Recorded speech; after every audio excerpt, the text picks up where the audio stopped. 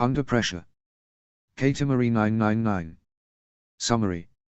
Growing Up Haddock Story 3, life on Berk has been better than ever in the past year. But tragedy has a way of sneaking up on the most well-prepared.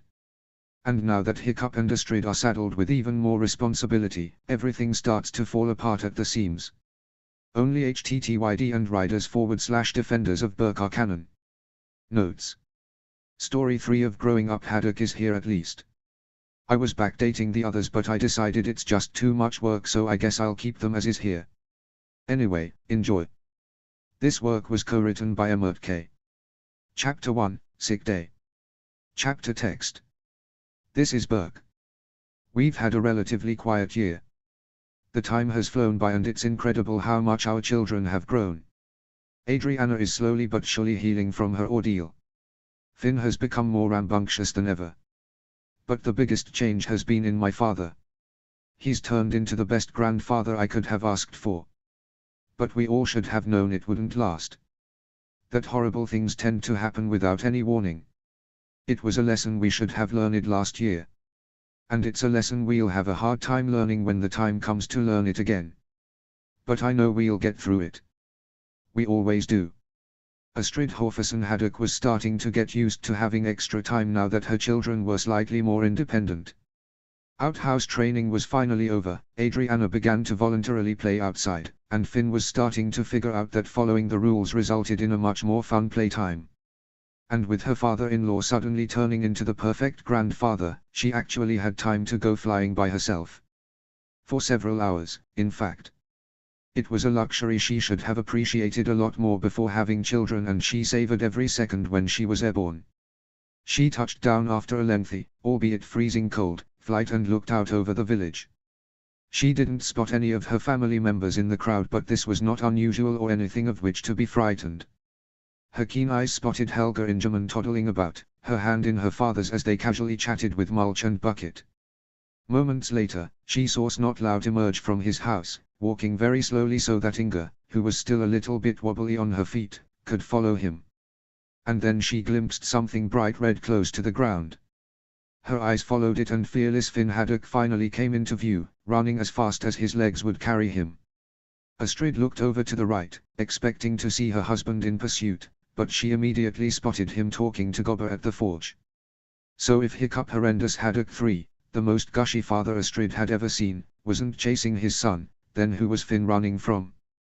The answer to this question pushed his way through the crowd seconds later. Stoic the Vast was gaining on the small boy, laughing as loudly as him. She watched him finally catch her son and lift him at least 5 feet into the air. Finn squirmed and giggled, but Stoic didn't release him. An audible hiccup caused her to turn her head and spot Adriana Miracle Haddock, her hand gripping the youngest Larsens, laughing at the sight of her brother being tickled. Seconds later, the little girl spotted her mother and she gasped in delight. "Mommy," she squealed, running at full speed so that Eric Larsen nearly had his arm yanked out of its socket. "Did you like your flight?" "I sure did," Astrid replied, smiling in amusement at Eric, who was now rubbing his shoulder. "You and Eric having fun?" "Aha. We built a snowman." "Want to see?" Adriana asked, letting her best friend's hand go in her haste to replace it with her mother's. "I sure would," Astrid replied, sliding off Stormfly. "Where is it?" "At home." "Come on." Adriana was hopping up and down in her excitement. "I wanted to show it to you first. Anna did most of it," Eric added in a shy voice. "I just helped." "I'm sure you both did a great job," Astrid assured him. She looked over at her son again, who had apparently tackled his grandfather and was attempting to exact his revenge, and then back to her daughter, who was so excited, she hiccuped again. She barely seemed to notice the spasm, seeing as it was an incredibly common occurrence, but Eric smiled fondly. He was sure he would never get used to his best friend's hiccups, but he didn't mind in the slightest. People were boring if they weren't at least a little bit unusual. The Haddock home was slightly outside of the village, located close to the bridges that led to the academy. It was Adriana's clumsiness that necessitated the child-proofing of the bridges, but had she not taken her little spill, the village might not have been as safe as it became when the little Haddock twins were finally walking. It was for this reason that children were now allowed farther and farther out of town, since safety wasn't nearly as much of an issue, and so there were a few children in the Haddock front yard. 2-year-old Gunnar Ingerman was toddling about in the snow and trying to create his own snowman next to Adriana and Eric's. Astrid thought he was a bit too young to be wandering about on his own, but since Mila Ingerman had been born the previous week, Rough Nut and Fishlegs had been understandably distracted. Hiccup and Astrid had been delighted when their prediction had come true and the villagers were beginning to call them the baby masters. Neither of them were sure of why they were so good at being able to tell the gender of unborn children, especially considering the fact that neither of them had known that they themselves were expecting twins until Adriana made a very surprising appearance just after Finn, but it was a fun trick. Astrid gasped in delight when she approached the snowman, partially to make a bit of a show for her 4-year-old daughter, but, in part, because it was rather good for someone that young. The branches sticking out of its sides had several twiggy fingers, and the rocks that made the eyes, nose, and mouth appeared to be carefully selected by either Adriana or Eric. It was a work of art, and Astrid was almost sad about its inevitable fate. She made a mental note to tell Hiccup to sketch it. "This is wonderful," she gushed, walking around the snowman a few times. "Wow, I'm really impressed. You two are going to be great artists. Like Daddy?" Adriana asked, her bright green eyes shining with excitement. "Maybe you'll be better than Daddy." Astrid nearly laughed at the sight of her daughter looking almost awed at this possibility. The idea of being better than her father at anything was shocking, considering how amazing and incredible he was in her eyes. Stoic's footfalls became quite audible and everyone turned to watch him carry Finn to the Haddock house. His arms were around Finn's middle and the boy was hanging upside down, laughing so hard he snorted a few times. The grandfather deposited the child on the ground quite gently and Finn rolled over so he could stand up. "That was fun, Poppy," Finn said breathlessly. "It sure was. And how's my favorite granddaughter doing? Did you make that snowman?" Stoic got on his knees so that he could look Adriana in the eye. "Aha! Do you like it?" Adriana asked, her eyes shining with excitement. "That's the best snowman I've ever seen," Stoic exclaimed, tapping her nose with a massive finger. Adriana giggled.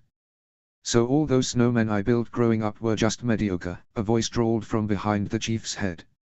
"No, but your daughter has mastered 3-dimensional art." Stoic got to his feet and walloped his son on the back. Hiccup nearly fell over, both Finn and Adriana snorted with laughter. "Thanks, Dad. The bruises from last time you did that were just starting to clear up." Hiccup deadpanned. "Think of it as a badge of honor." Stoic strode forward and took a closer look at the snowman. "It's missing something." "What?" Adriana asked, looking slightly embarrassed for forgetting something. Stoic took off his helmet and placed it on the snowman's head. Adriana put both hands to her mouth and gasped dramatically. "It's a snow poppy," she shrieked, leaping into her poppy's arms and hugging him tight. "He's missing a beard," Eric mumbled, looking extremely shy in the presence of the big village chief. "By Thor, your friend is right." Stoic took Adriana's hand. "Why don't we get some twigs so we can make him a beard?" Adriana nodded and scampered off, Stoic in pursuit. She got as far as the edge of the woods before running back and grabbing Eric's hand. "Come on, Eric," she said as she rather forcefully pulled him along. "What, okay," he said, running behind his friend. Hiccup eyed the small boy suspiciously. "I still don't like it. They're cute." Astrid nudged him. "And come on, how old is he?" 6. 6.5. And she's not even 5 yet." Hiccup countered. "She's almost 5. Astrid rolled her eyes. Hiccup sighed deeply. "Yeah, okay." Finn tugged on his mother's skirt, looking a bit irritated at being ignored. "Why doesn't Daddy like Eric?" "Because Daddy is afraid that Eric will take Anna away from him," Astrid replied. "I am not." "Sure you're not?" Sometimes Finn didn't understand why his parents bickered like he did with Adriana, yet they always smiled when they did so. Almost like they enjoyed bickering. He furrowed his brow and crossed his arms. Grown-ups made no sense. The snowman had been made into a very accurate snow poppy and the children had quite a lot of fun sculpting it so that it actually looked like their grandfather. Even Hiccup and Astrid got in on the fun. After an evening of exercising creativity and lots of laughter and hiccups, the family settled down in the haddock house, a raging fire in the fire pit and a chicken dinner consumed. The dragons curled up on the hearth and were soon fast asleep. The twins were close to following their scaled friends in slumber. Stoic looked fondly at his grandchildren, his grandson whose head was resting in Astrid's lap and his granddaughter who was curled up on Hiccups, and felt like the luckiest man in the world. Ever since he had prioritized his family, his life had gotten much happier. He had been there for more of the little moments he had missed with Hiccup. He had never thought he'd like having a granddaughter, but Adriana had proven him wrong time and time again. And Finn made him laugh until even he had the hiccups on an almost weekly basis. He looked over at Hiccup and Astrid, who seemed quite happy, and had a sudden burst of inspiration. "Why don't you spend the night at my house? Have some time to yourselves," he suggested, waving toward the door. Hiccup and Astrid exchanged smiles and Stoic rolled his eyes, knowing exactly what his son and daughter-in-law were planning. Oh, to be young and in love. He'd nearly forgotten what that had been like. That would be great. Hiccup replied after winking at Astrid. He slowly stood up and placed a half-asleep Adriana into her Poppy's lap. "I think it's their bedtime, so just tuck them in and sleep in the master bedroom." Stoic raised an eyebrow at his son. "The sheets are clean," Hiccup said almost sheepishly. "They better be." Stoic chuckled, though he tried to keep it quiet. Holding hands, Hiccup and Astrid opened the front door to allow their dragons to leave first and then left their house, excited about having a whole night to themselves. Stoic picked up his granddaughter and took his grandson's hand. "Time for you to get to bed," he told them. It was remarkable how much exercise and a good meal could tire a child out. Stoic gently placed Adriana in her bed. He handed her Snowy, her stuffed Night Fury. Why she'd chosen that name for a black dragon was beyond him, and Mr. Gobcup, her favorite doll who was missing an arm and a leg and whose long hair had been chopped off when she decided it was male. Stoic couldn't fault the girl for creativity, that was for sure. He then tucked his young grandson into his bed. He always liked the contrast between his grandchildren's rooms. Finn's was covered in greens and blues and blacks while Adriana's was bright and colorful. They highlighted the personality differences between the two quite well. Of course his son and daughter-in-law's room was still different. There were various scenic paintings that Hiccup had done over the years. It made him feel like he was sleeping outside. He still didn't quite like that, but he rarely slept there, so it hardly mattered. He sat down on the wool-filled object his son had called a mattress and pulled the yakskin blanket his son had called a comforter over himself. He had to admit that his son's sleeping inventions were quite comfortable, but he still thought it was a bit silly, almost as silly as the thing he'd called a couch, an invention that had grown quite popular with the rest of the village. It was completely silent now. The solitude was actually quite nice. Stoic almost wished he could move a little farther from the village. Sleep soon overcame him and he shut his eyes, allowing his mind to go blissfully blank. Poppy. Stoic wasn't sure if he was dreaming the high-pitched noise coming from not too far away, but if he was, he wanted to continue his sleep. However, this was to no avail as the pitter-patter of little feet came closer to his head. He briefly wondered what time it was. He moaned, not quite awake yet. Was it morning already? Poppy. It was too dark to be morning. And the voice didn't sound like Finn's. Stoic could have sworn that Hiccup had told him that Finn was the early riser. What was Adriana doing out of bed? "What's the matter?" Stoic mumbled. "My tummy hurts," Adriana replied with a sniffle. Stoic slowly sat up and quickly lit a lamp next to the bed. Adriana came into view, her face looking redder than it should. The chief put a hand on her little forehead. Warmth radiated onto his palm. Adriana was definitely sick. "Do you think you're going to throw up, dear?" he asked her, stifling a yawn. Adriana nodded, and so he got out of bed and took her tiny hand, leading her downstairs where there was a bucket for times such as these. He had her sit down on the couch with the bucket in her lap. She looked very uncomfortable. Stoic wasn't sure how to proceed. When Hiccup had gotten sick at a ridiculously late hour, he usually put him in front of a bucket and shuffled off to bed. But Adriana was a more sensitive child than his son had been, so he sensed that this would not be the best approach. "I'm going to make you some tea. That might make you feel better," he said in a gentle tone. Adriana nodded again, and so he walked off to the cabinet and searched for the best herbs for an upset stomach. Though while he had his back to the girl, he heard a retching noise. By the time he turned around, Adriana had filled the bucket and now looked thoroughly miserable. A strangled-sounding hiccup came from her throat, and Stoic knew from experience that this signaled floods of tears. He briefly thought of getting hiccup. His son always knew what to do when Adriana was upset. But the odds of Hiccup and Astrid being awake at this hour were slim, and even if they were, he wasn't about to leave the twins home alone. By the time these thoughts had passed through his brain, Adriana had placed the bucket on the floor and the waterworks were underway. Stoic stared at the sobbing child. He had no idea what to do. Or even what to say. What had he done when Hiccup was in floods of tears at that age? Oh yeah. He got his wife. This was no longer an option, and with Finn being the only other person in the house, he knew that the task of comforting the girl fell on him. Adriana turned to look at him, her body jolting with hiccups, and Stoic had a feeling that now was probably the best time to do something. "Do you, still want that tea?" The man could fight off hordes of dragons or hostile Vikings with nary a scratch, but a crying child made him feel completely helpless. Fortunately for him, Adriana nodded.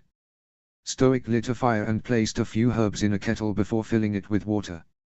He now had to figure out how to deal with his granddaughter in the few minutes before the tea was ready. What would Hiccup do? "Do you think you're going to throw up again?" Hiccup wouldn't have asked that, but Stoic didn't want to have to wash vomit off of anything in his son's house. Adriana shook her head. Well, that was some small comfort. Stoic took the bucket of sick and pitched it in the backyard so the house wouldn't smell. He then turned back to his granddaughter. She was staring at him with wide eyes. "Can Daddy come home?" she asked in a timid voice. "Your daddy will come home in the morning." Which was about 5 hours away, but Stoic didn't want to voice this realization for fear that it would distress the girl further. "How are you feeling?" "My tummy still hurts and I'm hot and I want my daddy," Adriana whimpered. The kettle hissed. Stoic was very glad for the distraction. He poured some tea into a mug, added a little bit of cold water so it wouldn't be too hot for Adriana, and handed it to her. She sipped it, adding her tears to the mix as she did so. This made Stoic wonder just how many tears she had consumed over the years. Considering her propensity for crying, the number was probably impossible to tabulate. "Are you feeling any better?" Stoic asked after about a minute. Adriana nodded, but she certainly didn't look any better. Stoic gently placed a hand on her forehead again and was dismayed to find it still hot. He was beginning to have the strong feeling that he would be awake for the rest of the night. But, he figured, he had made a promise to himself that he would spend more time with his family. He hadn't allowed any exceptions, like when he had no idea what to do. Slowly, he got up and sat down beside her, brushing her sweaty bangs from in front of her eyes. He reminded himself that he was fortunate to have this opportunity considering the events of just over a year ago. He still felt twinges when he thought of it. As a matter of fact, though he would never admit it to anyone, he still dreamed about it. According to Hiccup, Adriana's nightmares had finally ended about a month ago and her symptoms were rare. But Adriana was still alive, still sitting beside him, still hiccuping and drinking her tea. And Stoic knew that he had to do something. To say something. "Do you want to hear a story?" he asked, thinking hard about which Hiccup story would be best for this occasion. "What kind of story?" Adriana asked between hiccups. "About your daddy when he was a little boy." "Do you want to hear about that?" Adriana had a hard time picturing her tall daddy as a little boy, but she nodded nonetheless. "Your father was a very curious child," Stoic began, having finally decided on a story he knew his granddaughter would enjoy. "And one day when he was, I think about 6, he was at the Great Hall by himself. Val and I were making him wash the tables as punishment for something else he'd done. I honestly don't remember what it was, but he clearly wasn't happy about it. I was at the forge so I'm not sure what happened, but your father says that he found a torch underneath one of the tables. Now I wouldn't let him carry one because I didn't trust him with fire." "Why not?" Adriana asked. She had seen her father set fires lots and lots of times. Because he had a tendency to drop anything he was carrying or trip over things. I didn't want him setting fire to the village. Mind you, he's done that a few times too, but this was the first. Daddy set the village on fire. Adriana was shocked. Her daddy may be a little clumsy, but he was always careful with fire. Not this time. He did come close a few times when he was a teenager, but he'd never done it before at this point.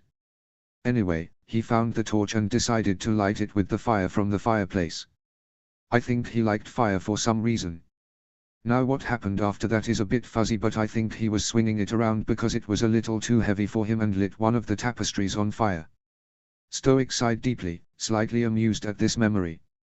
Raising Hiccup was the most difficult thing he'd ever done, but now that it was over, these stories were beginning to become rather humorous. But they're not burned. Adriana was now beginning to think her Poppy was telling her tall tales. A few seamstresses repaired them a little while later. But you can still see some of the burn marks if you look carefully. Anyway, your daddy started screaming and grabbed one of the tablecloths to put out the fire. And then the tablecloth ignited and pretty soon it was a raging fire. I will never forget walking into the great hall and seeing him jumping up and down, trying to put out the fire. He even started blowing on it at one point. Adriana felt Stoic shake with quiet laughter. It really wasn't funny at the time, but it sure is funny now. Adriana giggled and wiped away a few tears. Did Daddy get in trouble? Your daddy got in very big trouble. He got a spanking and he wasn't allowed to play outside for a few days. I told him not to play with fire and he disobeyed and nearly burned down the Great Hall. Adriana didn't like spankings, but in this case, she thought her daddy had deserved his. Why, he might have been burned up and then he wouldn't have been able to ask the Dragon Fairy for her and Finn. And then she might have been given to Uncle Snotlout and Aunt Heather or Aunt Ruffnut and Uncle Fishlegs. And then he wouldn't be her daddy. Still, the mental picture of her daddy, looking exactly the same, only smaller, running around and trying to put out a fire was very funny. As she hiccuped with giggles, she nearly forgot about how yucky she felt. Hiccup and Astrid spent a leisurely morning cuddling before going back to their house to collect their children. They didn't want to leave Stoic with them for too long because they knew better than anyone that Finn and Adriana could be quite the handful. They walked into the front door as quietly as they could, just in case the kids were still asleep, and stopped in the doorway. Stoic was sitting on the couch, his head resting on its back and his eyes shut. Adriana was leaning on him, fast asleep and looking quite peaceful. After taking a few seconds to make sure they were seeing what they thought they were seeing, Hiccup and Astrid tiptoed forward. Hiccup got down on his knees in front of his daughter and took her hand, squeezing it gently. Her little eyes fluttered open. "Daddy," she said with a small smile once Hiccup came into focus. "Hey, sweetie. What happened?" he whispered, gently stroking her hand with his thumb. "I got sick. And Poppy told me stories," Adriana replied. She then yawned widely. She got up in the middle of the night because she wasn't feeling well. And so I told her stories. Stoic explained, stretching out his muscled arms. "I'm going to go home now that Anna's in capable hands." "Thanks, Dad." Hiccup smiled, glad that his father had taken such good care of his daughter. "She's a good kid, Hiccup," Stoic said, walking to the door and putting on his cape. "Well, Addie, what say you go back up to your bed and sleep off that fever?" Astrid placed a hand on the girl's forehead. "I'll bring you some soup later, okay?" Adriana nodded and put her arms around Hiccup's neck. Her daddy lifted her into the air and walked her to her room. He gently placed her on the bed and kissed her forehead. Once he shut the door behind him, he turned to his wife. "Well, looks like we'll have a quiet morning," he said, entwining his fingers with hers. "At least until Finn gets up," Astrid replied, peeking into his room. "And he's out like a light." "Yeah. I guess we can make breakfast without any interruptions." "Now that sounds wonderful." Hiccup grinned and followed his wife downstairs. Chapter 2, A Boy's First Love. Chapter text. It is often said that a boy's first love is his mother. If anyone on Berk had ever doubted this phrase, one look at the Haddock family would quell their doubts in an instant. There was something in the way Astrid and Finn interacted that resonated with people. It was something that made them smile when they saw the two together. Identical pairs of blue eyes staring at each other, the roughhousing and tumbling in the dirt, and the hugs and kisses, everything about Astrid and Finn exuded love in its most innocent and beautiful form. This wasn't to say that Astrid didn't adore her daughter or that Finn didn't love his father. Of course they did. But every love is different. It is impossible to love two people the same way. And the love between mother and son went beyond anything Astrid had ever hoped it could be. From the very first moment Finn was in her arms, he was hers. He was the baby who had, in a single moment, changed everything. The baby who taught her how to love again. And now he was the boy who showed her that no matter how much he drove her insane with his mischief and occasional tantrums, she couldn't possibly forget, even for a second, how much she adored him. Sometimes, when you have someone in your life that you care for very much, you need to set aside days to be with that one person. There were 2 monthly holidays in the Haddock household. The second Saturday of each month was the day Hiccup spent with Finn and Astrid spent with Adriana. The fourth Saturday of each month was the day Astrid spent with Finn and Hiccup spent with Adriana. It was tradition ever since the twins were a year old. And as much as the kids loved the second Saturday, both eagerly anticipated the fourth. Parents aren't supposed to play favorites, and truth be told, neither Hiccup nor Astrid favored one child over the other, but no one could deny that spark between mother and son or father and daughter. There was something intrinsically special about it. It was the fourth Saturday in April. Hiccup planned to stay at home with Adriana while Astrid had painstakingly made some special tools for her day with Finn. The boy's birthday was 1 day short of 2 months away. He was big for his age, about 2 inches taller than his sister and quite a bit wider. His tufts of red hair were thick and tended to stick up when it wasn't combed. His face was dusted with freckles. He had thick eyebrows like his father, but his wide, blue eyes were definitely a product of Astrid's genetics. Looking at him, you might have thought he was a few months into his 5th year. His voice was low, not even close to changing yet still distinctly masculine. Astrid had been thinking very hard about when to begin teaching her son how to defend himself with the most basic weapons, and she decided that, as long as a few safety precautions were set forth, that particular Saturday was the perfect day to begin his training. Finn rose with the sun and shook his mother awake. Hiccup mumbled something incoherent in his sleep, probably a groggy protest as his warm wife arose from the bed. Astrid yawned and stretched but soon felt quite alert. She and her son liked to wake up early in the morning. Hiccup and Adriana detested any time of day when the sun hadn't risen above the forest. Astrid made a quick detour into her daughter's room to shake her awake so she could spend the rest of the morning snuggling with her daddy. The small girl looked like she was sleepwalking as she made her way into the master bedroom. Shaking their heads at the family members who preferred the night hours, Astrid and Finn tiptoed downstairs as quietly as they could. After a hurried breakfast, both were eager to begin their day. After all, they bounded outside, hand in hand.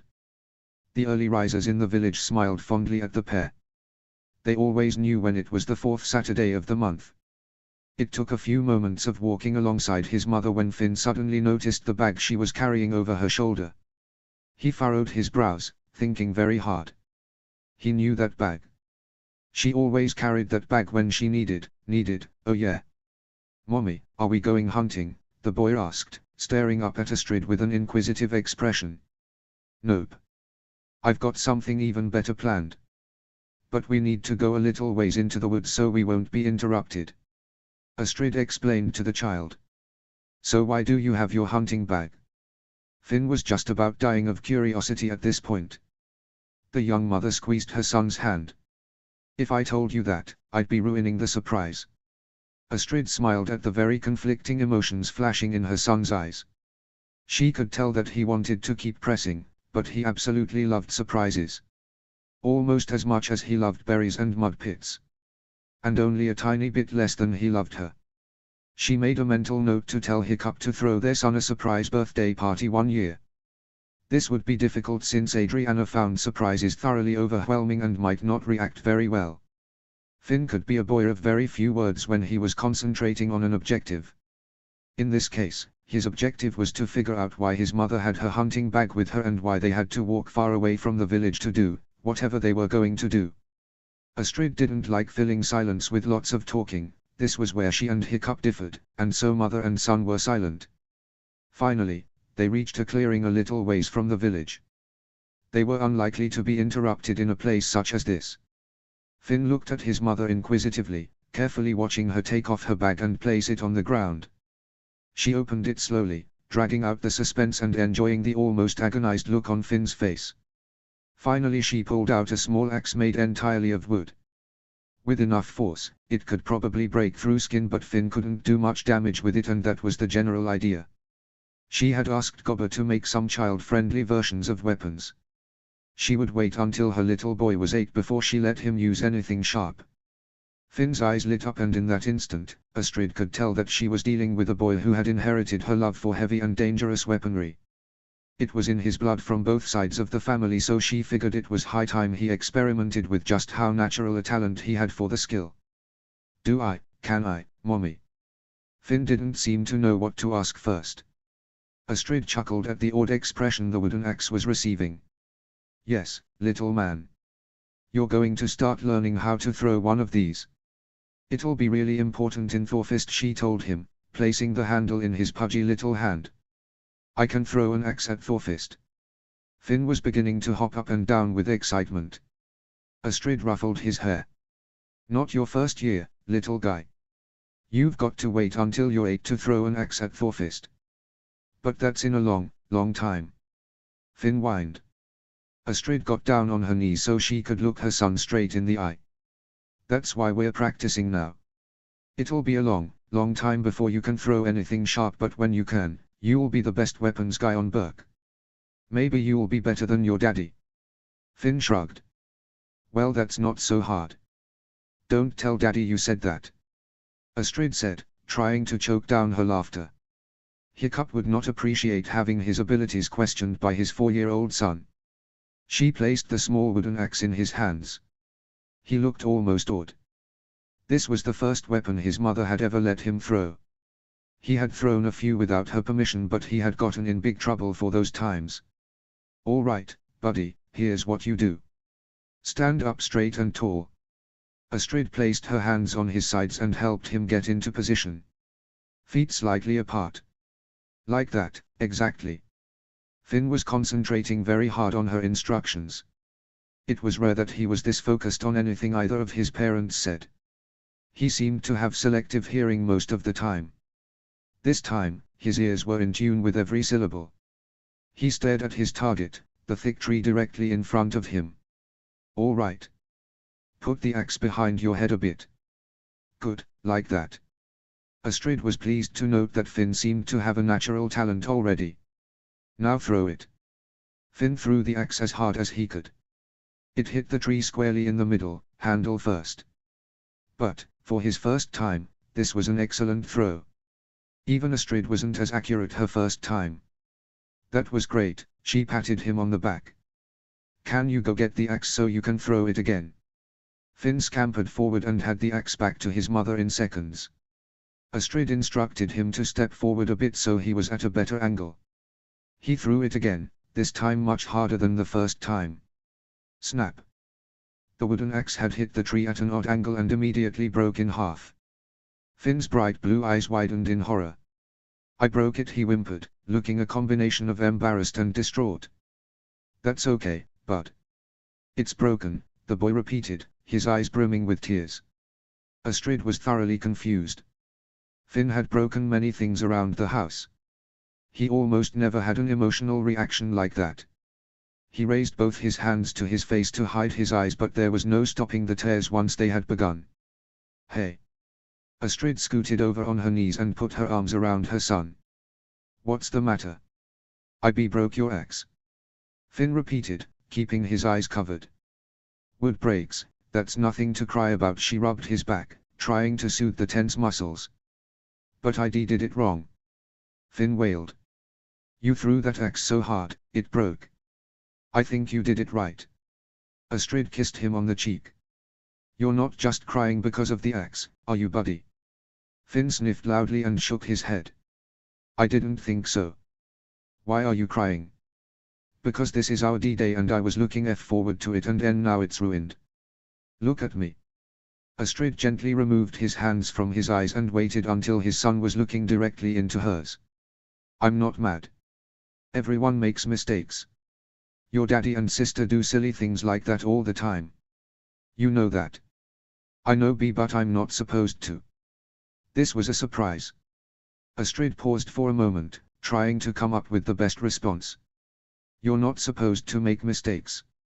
Who told you that? She asked, brushing his bangs from in front of his eyes. Nobody B, but I'm gonna be chief and I have to be good at everything B because everyone is gonna need me like they need Poppy. Finn's words didn't make much sense, but Astrid was beginning to catch on. Oh Finn. Astrid put her arms around him, hugging him tightly. Everybody makes mistakes. I make mistakes. Daddy makes mistakes. Poppy makes mistakes. No one needs you to be perfect. But Anna N needs me to take care of her cause she still gets scared. Finn continued, acting like he hadn't heard his mommy's words. Finn. Astrid placed her hands on her son's shoulders and brought them out so she could look at his face. He looked down at the ground, but she gently placed 2 fingers on his chin and brought it up so he was facing her. You don't need to take care of Anna. Daddy and I take care of Anna. You need to worry about Finn. She pointed to his heart. And Daddy and I will worry about Anna. I don't have to protect her.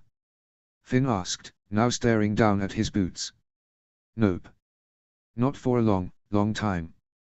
And you don't have to be perfect. You'll learn this. It takes practice. I know you can do it, buddy. Astrid lifted her pointer finger and touched the tip of his freckled nose. Don't let anyone tell you that you have to be perfect. And if anyone do say that, tell them to come talk to me and I'll set them straight. My boy is wonderful just the way he is. She kissed him on the cheek. Well, maybe there are a few things that need to be improved. Finn wiped his eyes with the back of his sleeve. Like what? Well, a future chief shouldn't be so ticklish. Astrid immediately tickled her little son, causing him to shriek with surprised laughter. Mommy, he squealed between giggles. What? Am I tickling too hard? Give up. Astrid knew her son too well to believe for an instant that he would ever surrender that easily. Sure enough. No way, he exclaimed, now trying to tickle her back. A few minutes later, both mother and son were lying on their backs, their faces red from laughing. Both were panting with exhaustion. Astrid looked over at Finn and smiled. There were still tear stains down his cheeks, but at least some of them were from his giggling fits. He had been successful in causing her to shriek with laughter in such a way that would have been embarrassing had they been in public. Feeling better, she asked him, rolling onto her stomach and propping her chin on her palms. Yeah. I love you, Mommy. Finn grinned, revealing a row of very white baby teeth. I love you too, buddy. And you know what? What? Astrid reached into her bag. I might have something here that will make you feel better. Finn's curiosity was piqued once more. He got on his knees so he could look over Astrid's shoulder just as she pulled out 3 wooden axes. Looks like we can still do some practice. And you know what else? Finn, looking delighted, shook his head. I want you to break them all. Because that means you're throwing them really hard. Astrid smiled and brushed his bangs from his eyes again. You think you can do that for me? Finn nodded and reached out to take one of the axes. Astrid smiled fondly as he threw it at the tree, hitting it with the blade this time. She could already tell that he was going to be a weapons prodigy. All he needed was a little confidence. Astrid tramped down the stairs, not bothering to be quiet for her sleeping children. They were both just as exhausted as their parents from the day's activities. Nothing would awaken them from slumber until morning. Hiccup leaned his head against the couch, twisting to watch Astrid walk around to sit beside him. Tired? Always.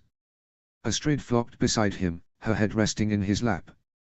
He smoothed his thumb across her cheek lovingly as she added, but it was a great day. Finn had fun with his little wooden axes just as I suspected. He was so surprised. You should have seen his adorable little face light up. Are you sure that teaching Finn how to use a weapon at nearly 5 is a good idea? Notice I said little and wooden. Yeah, but what's to stop him from using one of yours? I gave him strict instructions and warnings not to do so. Trust me, he won't. Okay, now my faith is restored. Astrid slapped his chest with the back of her hand, making him laugh a little. You have such little faith. She rolled her eyes. You're so paranoid. Sorry. Hiccup rubbed an eye. I can't help it. I know, but believe you me, when that boy is 15 he is not going to be happy with all that paranoia. Astrid replied, holding his arm that rested on her stomach. Yeah, probably. He smiled suddenly. But thankfully that is not for a super long time. It's much easier to take care of them now, I think. I don't know, Astrid breathed skeptically. The teen years are pretty bad. Worse than the terrible twos? Hiccup asked incredulously. Impossible. But they were cute as 2-year-olds. Who knows what scary things could happen with puberty? Hiccup laughed out loud. Come on, we looked good as teens. I'm sure they won't have problems. Astrid rolled her eyes. You can't chalk everything down to genetics, you know. No. Hiccup asked, looking down at her with an amused gaze. And what other factors are remaining? Maybe they look exactly like us, but they won't be completely like us when they're older. That makes sense. No. Astrid sighed, raising her hands as if they'd help explain herself better. Hiccup studied her right arm in his face, his eyes trailing the skin he knew was soft. Like Adriana has my hair and your eyes, and she's clumsier than Gobber when he's drunk, just like you. But maybe. She paused in surprise when Hiccup slid his fingers up the inside of her upper arm. She ignored him, continuing, maybe she won't always be like that, maybe she'll start, would you stop? Hiccup had started kissing her arm as she talked, his lips leaving gentle kisses up to her wrist. He wasn't even listening. What was the point of talking to him if he never listened? She considered getting up and going to bed. No. Hiccup whispered, kissing the top of her hand chastely. She pulled it away quickly, forcing him to stop with a glare. But the glare only intensified his desire for affection, a mischievous smirk playing on his lips and eyes narrowing. What? You don't like that? Astrid sat up with a huff, putting her back to him. I don't like it when I'm talking to you and you don't listen, she sharply inhaled when Hiccup slid his hand around her stomach. Hiccup, really? She bit her lip when he moved her braid, exposing her neck, and pressed his lips to her soft skin. She turned her neck to partially look at him. I really don't have energy for this tonight, she whispered. Hiccup kissed just below her ear and whispered, I never said we had to do anything exhausting. He kissed her neck again. Astrid rolled her eyes in annoyance, but almost habitually tilted her head up against his shoulder as he pulled her closer. There are never particular lines drawn with this type of thing either. Nope. Hiccup breathed, pressing his chest against her back. He rested his chin on her shoulder and felt the electricity bite through his system at the tempting curve of her neck just a few inches away. He reached up and rested his fingertips just below her chin, slowly trailing them down to the hollow of her throat. She shivered against his chest and turned her face toward his. Hiccup lifted his head an inch, looked down at her. Astrid seemed torn between stubbornness and contemplation for a split second before she finally sat up and twisted around. Oh, what the heck? She landed her lips on his in an intensely passionate kiss that he was hoping for. His mouth opened against hers, catching her bottom lip between his teeth. She yelped when he bit her lip twice. Stop it, she whispered. No, he whispered back before pulling her on top of him. He pressed his mouth to her exposed collarbone, her hands pressing to the back of his neck, her sighs loud in his ear. He wrapped his fingers around her thigh, pulling her closer, making her squeal sharply. Remember that line? She whispered teasingly. He trailed his mouth up her neck and kissed her jawline. What line? He asked heatedly. I don't recall any line. Shut up. Astrid pulled the hair at the back of his head, tilting his head against the back of the couch. He grinned for a second before she planted her mouth back on his, each warm puff of air between their lips sending shocks through her system. She bit his top lip, making him sigh in pleasure before sharply inhaling when her mouth left his to kiss his jaw. Hiccup tried to focus on her mouth, their closeness, but could feel her hands at the top of his tunic, her fingers fumbling. By the time he realized what she was doing, she had 4 buttons undone and her lips pressed to his bare chest. He breathed a small laugh, his breath heavy. So much for lines, huh? Astrid raised her head to give him an almost annoyed look. Well, someone was decidedly against that. Me? I don't know what you're talking about. Hiccup smirked before pushing his body away from the couch to put Astrid on her back. He loomed over her with a smile, satisfied with his victory tonight. Or she was really so tired she didn't want to fight. Or maybe she was playing hard to get and really had no intention to fight him at all. He wasn't sure which option sounded more appealing. Astrid gently wrapped her right leg around his left so her shoe wouldn't whack the sensitive nerves in his leg. Hiccup pressed his lips to her neck below her jawline, his tongue darting out as he made his way to her mouth again. She moaned pitifully when he pulled her top lip into his mouth, allowing his tongue to pass her teeth and slowly move against hers. She tightened her hold on his leg, pressing her body up against his, her fingers twisting into his loose shirt. Hiccup moaned, deeply inhaling at the action, his hand wrapping around her back. Astrid. He whispered, their lips a centimeter apart. He caught her lips again, his hand reaching up her shirt to feel her skin. The warmth of her body underneath him combined with the wetness of her mouth sent shocks through his system. They couldn't be close enough. What? She asked between kisses, a difficult feat with the intensity of which his mouth pressed to hers. I love you. He whispered, pecking her lips. I love you. Astrid smiled, ruining a kiss. I know. I love you too. Hiccup bent his head to the base of her neck where he kissed her collarbone and left a trail down to the collar of her shirt just above her chest. He raised his head only for a moment to pull her shirt down, exposing more of her cleavage. He sighed heavily against her chest, her hands buried in his hair, biting her lip at the passion of his kiss. Astrid released his leg and slid her knees up to hug his hips, making him grin mid-kiss. Getting really into it, aren't you? How could I not? Astrid asked. It's your fault. No, it's just the effect you have on me. Excuses. You're the man. Take some responsibility around here. Astrid's smirk disappeared when his eyes lit up with a mischievous glint. She pursed her lips. Really? Do you really want that? He narrowed his eyes, sliding up toward her to lean over her face. You do realize one of the times I did that we ended up with twins. That wasn't just you. Okay then, so when you say take responsibility around here, Hiccup cocked his head at her, the mischievous look unwavering. What exactly are you referring to? Astrid's heart thumped against her ribs, which she feared he could hear. She mildly shook her head. Nothing in particular. I don't believe you. That's because you do things better by doing them yourself, Astrid replied, thinking fast but unsure if the words she said were really logical and to her benefit. You don't need instruction by word, you thrive on working, with your hands, and such, oh Thor. Hiccup laughed, resting his forehead on her chest. Her body shook with his through his laughter. She had just dug herself into the biggest pit. That's not what I meant.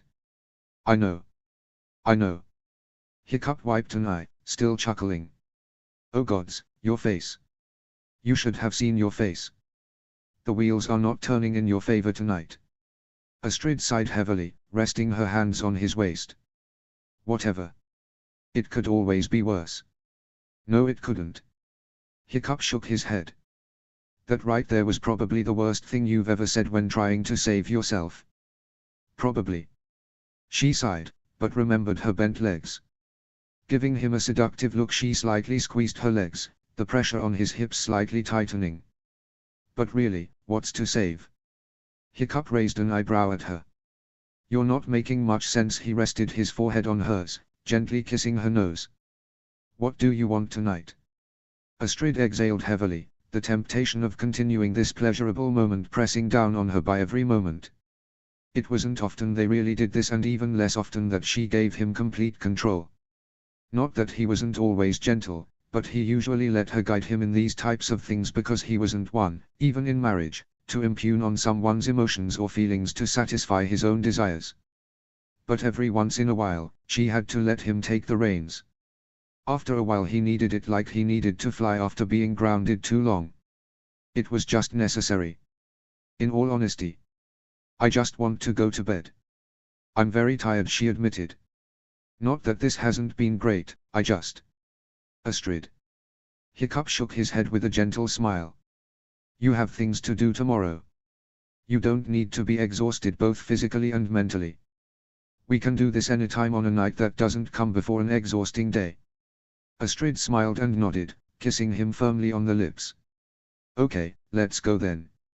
Hiccup sat up onto his knees, offering her a hand.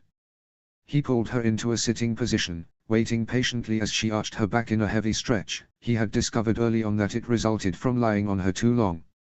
Hand in hand, the couple walked up the stairs to their master bedroom, changed into more comfortable clothes, and was soon snuggled up under the furs and sheets in pitch darkness. From the very long day's events, both were fast asleep within minutes. Chapter 3, A Girl's First Love. Chapter text. It is said that a girl's first love is her father. One look at the Haddock family was irrefutable proof of that statement's truth. There was a sort of beauty in Hiccup and Adriana's relationship that was easily visible to everyone on Berk. People would stumble across them lying in fields and pointing out shapes in the clouds. They would often watch the pair in the great hall, the tall and skinny man sitting across from a tiny wisp of a girl, listening to every word she said with rapt attention. Hiccup would often carry his daughter all over the village and, when they weren't socializing with anyone, it was like they were in their own invisible bubble. Villagers loved seeing Hiccup's face light up when his little girl giggled, loved watching him tap her nose with the tip of his finger or gently brush her long hair out of her face. Hiccup had wanted a little girl from the first moment he had found out that he and Astrid were expecting a baby. His dreams of parenthood were always focused on his relationship with his daughter.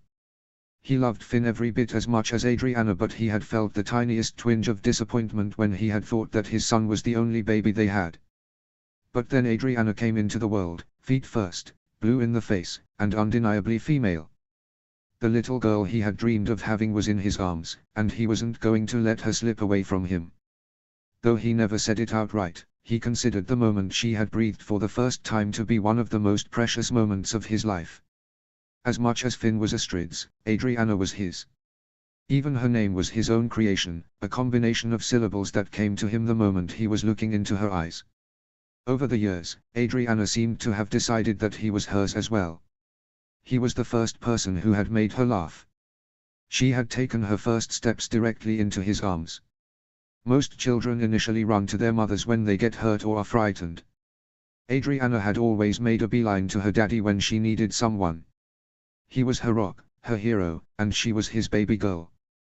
The fourth Saturday of every month was always special. Even if Hiccup and Adriana only spent it walking around the village or telling stories on the couch, they were always memorable. Hiccup had thought long and hard about what he and Adriana could do that day. Astrid generally planned activities for her rambunctious son, but Adriana didn't need much planning. She loved the little moments with her parents. On the fourth Saturday in April, Hiccup vaguely heard Finn bounding into his room and felt Astrid rise from bed a moment later. He tried to say something about staying in bed a bit longer, but he didn't think his wife would understand a single word.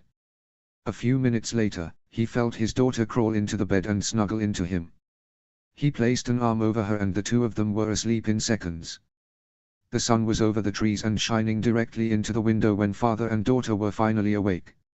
Rather than bolt out of bed like Astrid and Finn, they remained in bed a few minutes longer. Adriana took a deep breath and exhaled through her nose, making a faint humming noise. "What are you thinking about?" Hiccup asked her, smiling fondly as she rolled over so she could face him. "What we're going to do today," Adriana replied, stifling a yawn. "What do you want to do, Addy?" Hiccup learned a long time ago that Adriana would have no idea what she wanted to do until the moment he asked. Adriana put her chin in her hands and furrowed her eyebrows in deep thought. Cookies. Cookies. Hiccup chuckled. "What kind of cookies?" "Mint chocolate," Adriana exclaimed, startling her daddy. "That's the best kind." Mint chocolate cookies were also the hardest to make, but Hiccup and Adriana loved making them. It was a lengthy process that allowed them to spend a lot of time together. They rolled out of bed and walked downstairs hand in hand, still in their pajamas. Unlike Astrid and Finn, they preferred to stay in their more comfortable clothes. Unless they needed to go to the village, they often stayed in their sleepwear all day.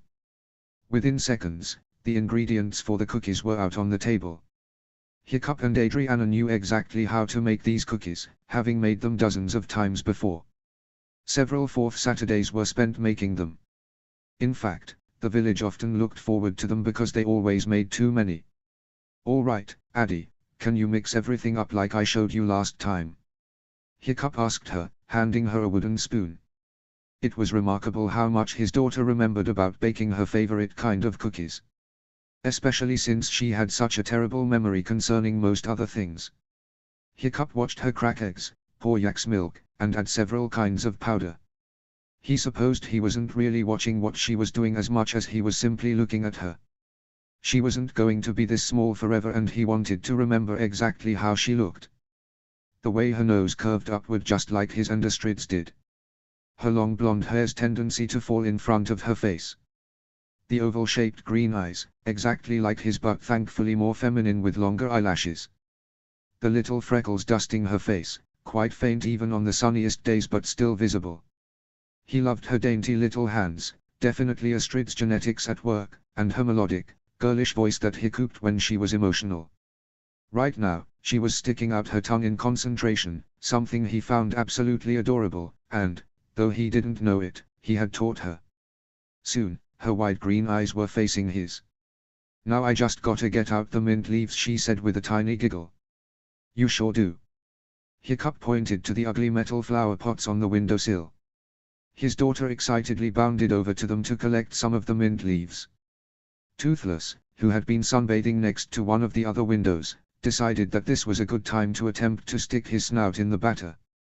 Hiccup rolled his eyes and moved the bowl over so his dragon couldn't access it. The Night Fury made an annoyed gurgling noise and swished his tail irritably. There was a crash and a squeak. Hiccup looked around, checking to see if everything was okay, and his heart plummeted. Adriana had immediately run into the corner, pulling her knees up to her chest and burying her face into her arms. He had thought those days were almost over. Every time his little girl had a moment like this, he felt a whirlwind of emotions. Rage at what had happened to her and at himself for not being able to stop it. Sorrow that she was feeling this way to begin with. Fear that these days would never end. His heart twisting in his chest, he slowly walked over to her and got on his knees. "Addie, it's me. It's your daddy," he said in a calm voice. Months of trial and error had taught him the best way to help his little girl, but it didn't stop him from feeling frustrated that this was still happening. "You're at home.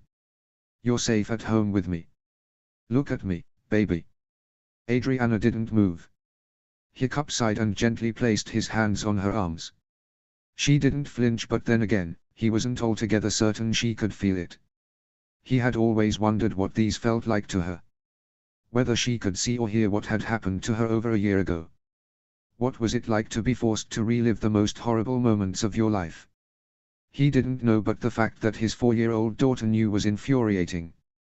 "Addie, you're at home. You're at home with your daddy. No one is going to hurt you. Can you hear my voice?" Still no response. No movement.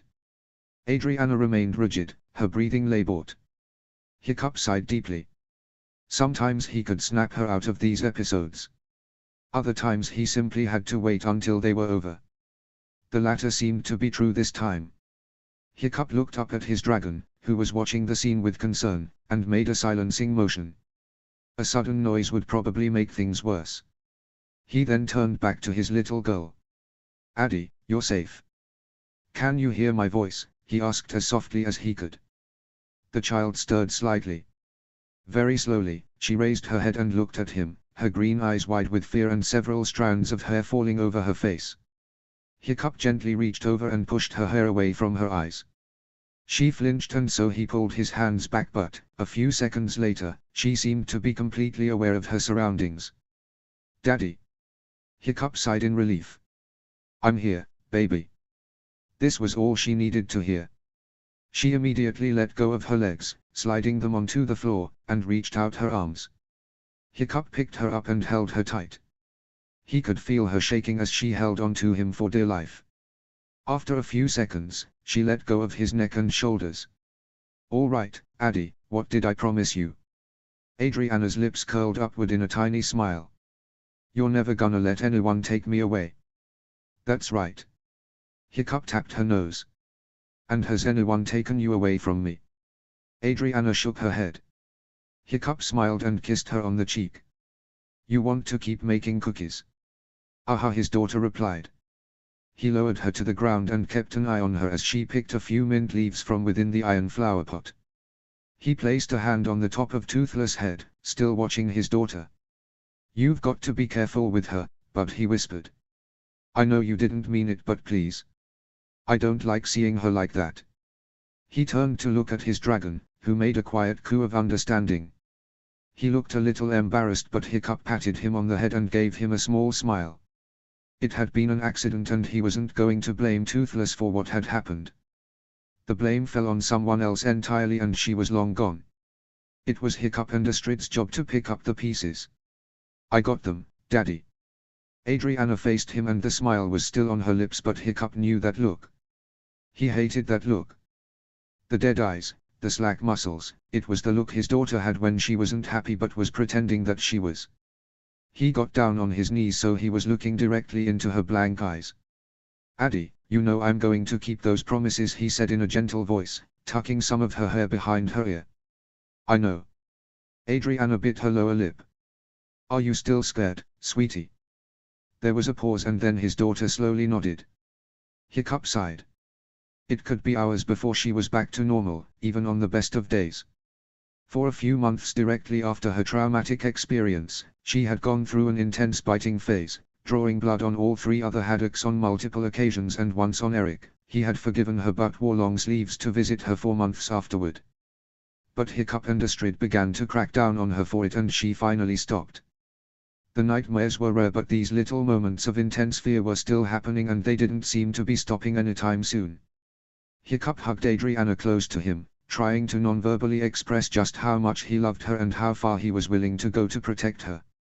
Sometimes he feared that she wasn't happy at all, that she faked it to make them feel better. But then something would make her laugh until he had intense hiccups and he was reminded that it was simply a process and that they couldn't rush her. She had to heal in her own time. But if there was one thing that helped her heal more than anything, it was time with her daddy.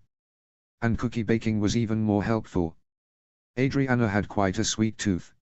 Hiccup sometimes wondered if this was to blame for her short attention span, but he was also beginning to suspect that she truly couldn't help it. He held her hand as they finally added the mint leaves and then put their little blobs of dough on the large, flat stone. They put it into the fire and let it sit while they went upstairs and played with Snowy and Mr. Gobcup. Hiccup loved the personality she'd given Mr. Gobcup. It truly was a bizarre combination of his and Gobbus, and he wasn't altogether sure how she pulled it off so well. The cookies were ready several minutes later and they allowed them to cool before taking the extras out to the village, stopping only to put on boots. The Frigidaire did a good job of cooling the cookies.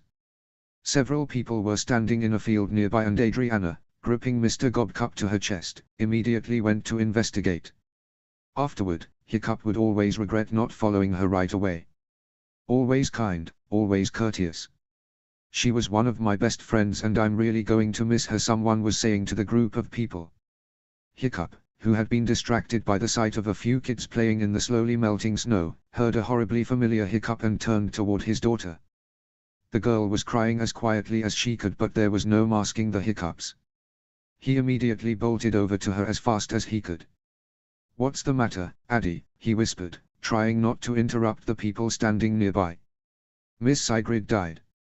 And they were saying that she was so nice and I never talked to her and now I can't." Adriana wept, thankfully keeping her voice down. "Why did she have to die?" Hiccup placed the container of cookies on the ground and took the girl's small hands in his. "Miss Sigrid was very old and very sick. It was time for her to go." "But why?" Adriana sniffled, trying to wipe away her tears with the back of her hand. "I don't know. Nobody knows why." Hiccup reached up and wiped away a few tears with his thumb. "But we have to remember to spend time with the people we love. And appreciate them. But her family is so sad now." Adriana looked over to several crying mourners. When someone you love dies, it is sad. But one day, it won't hurt so much. They're going to be okay. Hiccup put his arms around her. Addie, it's okay. It was time for her to go. She knew it and they knew it. She's in a much better place now. Adriana hiccuped a few more times but her tears finally ceased. As much as he hated to see his little girl cry, Hiccup loved that she was compassionate enough to cry for people she didn't even know.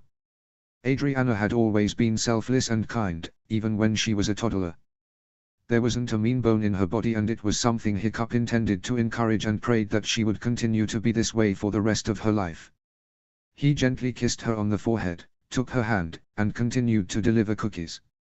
Gobber saw the father and daughter coming from across the village and immediately knew that there were cookies headed his way. He loved cookies. The first few batches of cookies that his almost grandniece had made were horrible but she had improved quite a bit and now he couldn't get enough. And he, like everyone else, looked forward to seeing Hiccup and Adriana interact. It was almost mesmerizing to watch them talk to each other. The amount of love they had for each other seemed to radiate warmth all over the place and it was always nice to be caught in the blast. Sure enough, they made a beeline for the forge. Adriana ran up and hugged his leg with one hand while firmly gripping Mr. Gobcup with the other. Casual Saturday.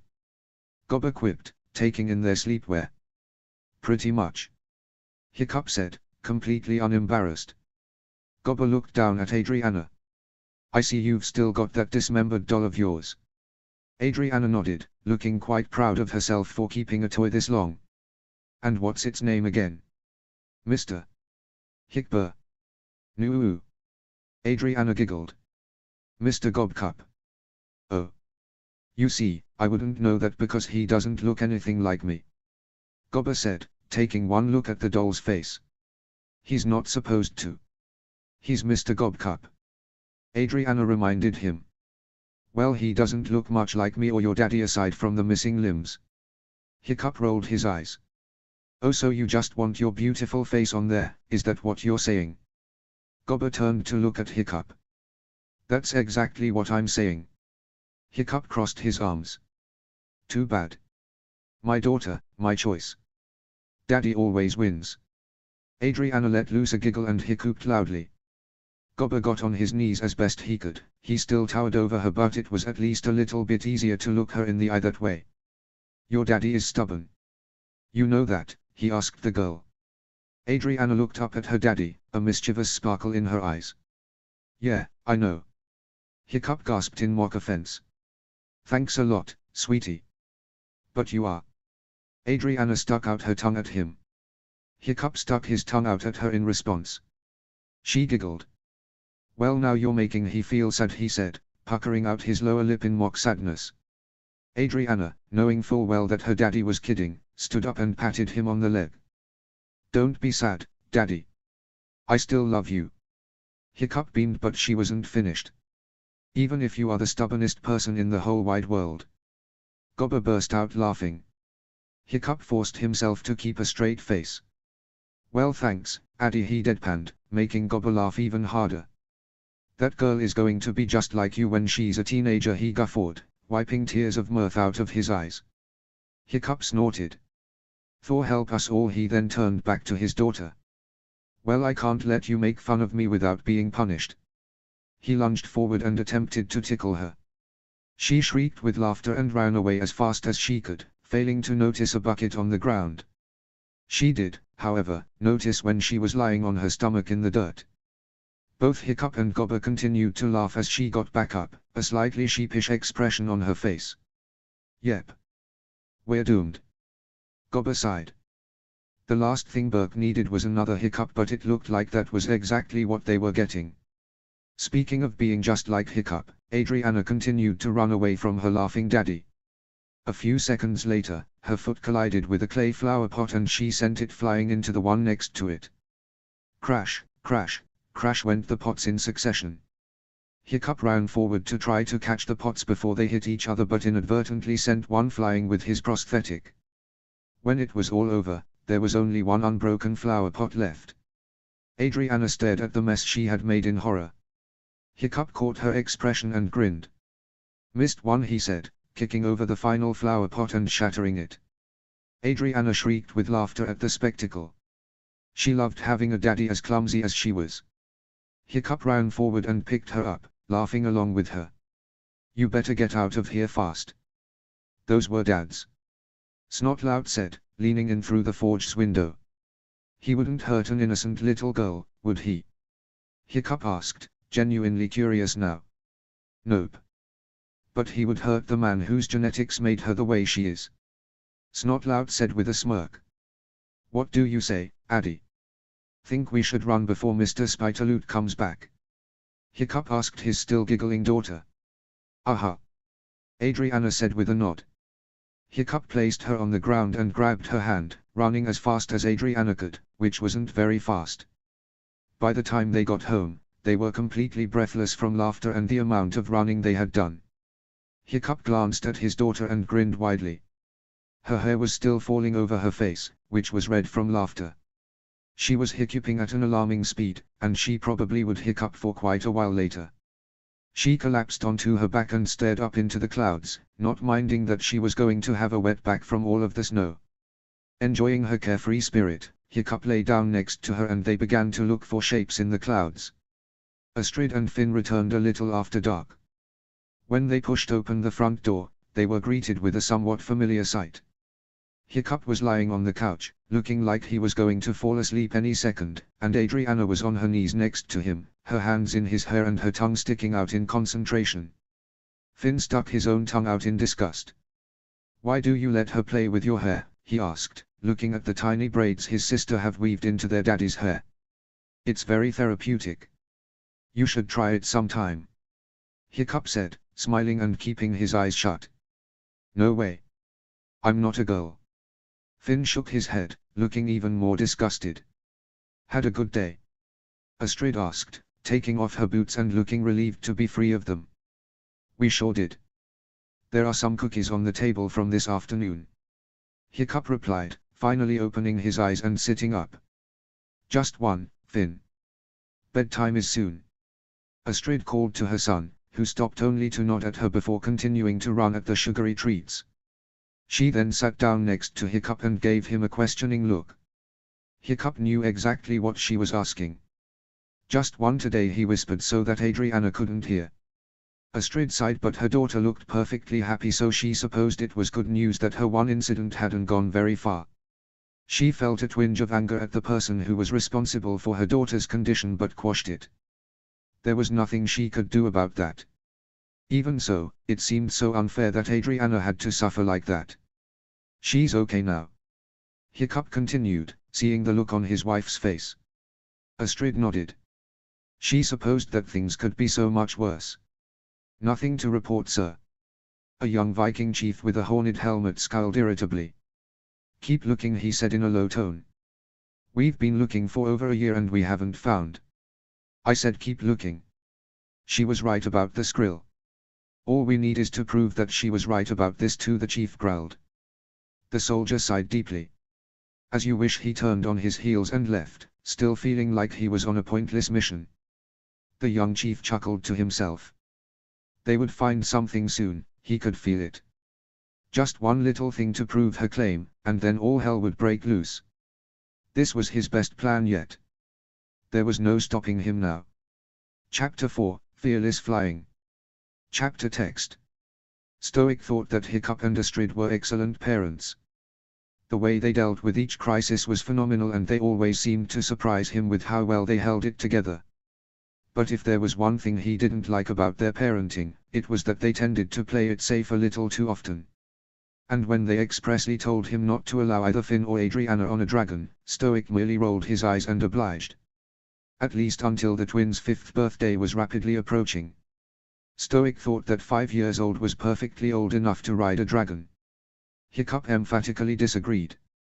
But he should have thought of this when he dropped off Finn at the chief's house while he spent most of the day at a long meeting and Astrid and Adriana spent it watching Inga so that Snotlout and Heather could have some time alone. Finn was thrilled to have some time with his Poppy and Stoic wanted him to remember this day for years. "All right, Finn," he said once Hiccup was out of sight. "What do you know about dragons?" "Daddy's is a night fury and Mommy's is a deadly nadder." Finn replied. And I know a bunch of hand signals. Well, that's very impressive. Stoic got down on his knees. He found that he didn't like towering over these little people as much as he might have when Hiccup was that age. But do you know anything else about them? Finn wasn't sure how to respond to this question. He furrowed his brow and allowed his brain to work overtime trying to answer it. Stoic waited patiently, and after a few seconds, the boy brightened up. Tornado is a thunder drum, Finn said, looking impressed with himself for remembering this fact. And his voice is really, really loud. That's right. But do you know how to ride a dragon? Stoic continued. Daddy says I shouldn't. Finn shook his head. Well, your daddy is being silly. You're not old enough to ride by yourself, but you can certainly go for a ride, long as you're careful. Stoic picked up the small boy quite suddenly, making him giggle, and led him outside where Tornado was sunbathing. The thunder drum eyed its humans young as it cautiously stepped forward. A tiny hand extended toward his snout. Tornado slowly pressed his snout against it, allowing the young to proceed. He heard his human's booming laugh of approval. You seem to have gotten the hang of it. Stoic chuckled, hoisting the boy up and placing him on Tornado's back. Now just stay close to me and you won't fall off. He mounted the dragon behind his grandson. Tornado waited for his human and the young to be settled in before taking off into the sky. Finn's mouth opened in excitement as the wind blew in his face and the ground fell away. Soon he was hundreds of feet above Berk, looking down on it and feeling like he was looking at a model his daddy sometimes liked to build.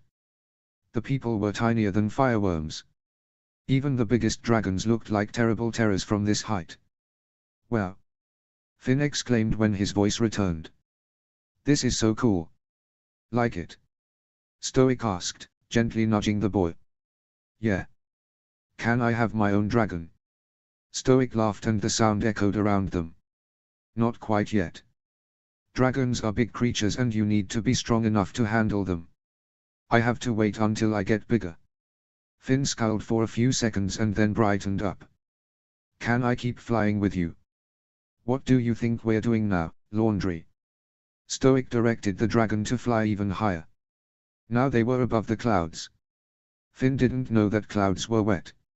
Sometimes he saw his mommy or daddy come home slightly damp, but he didn't know it was because of the clouds. Not that he minded, of course. If only he could take baths this way. Just lather up and fly into the clouds until all the soap washed off of him, though he supposed that it would be very cold in the winter. He sighed. Maybe it wasn't such a good idea.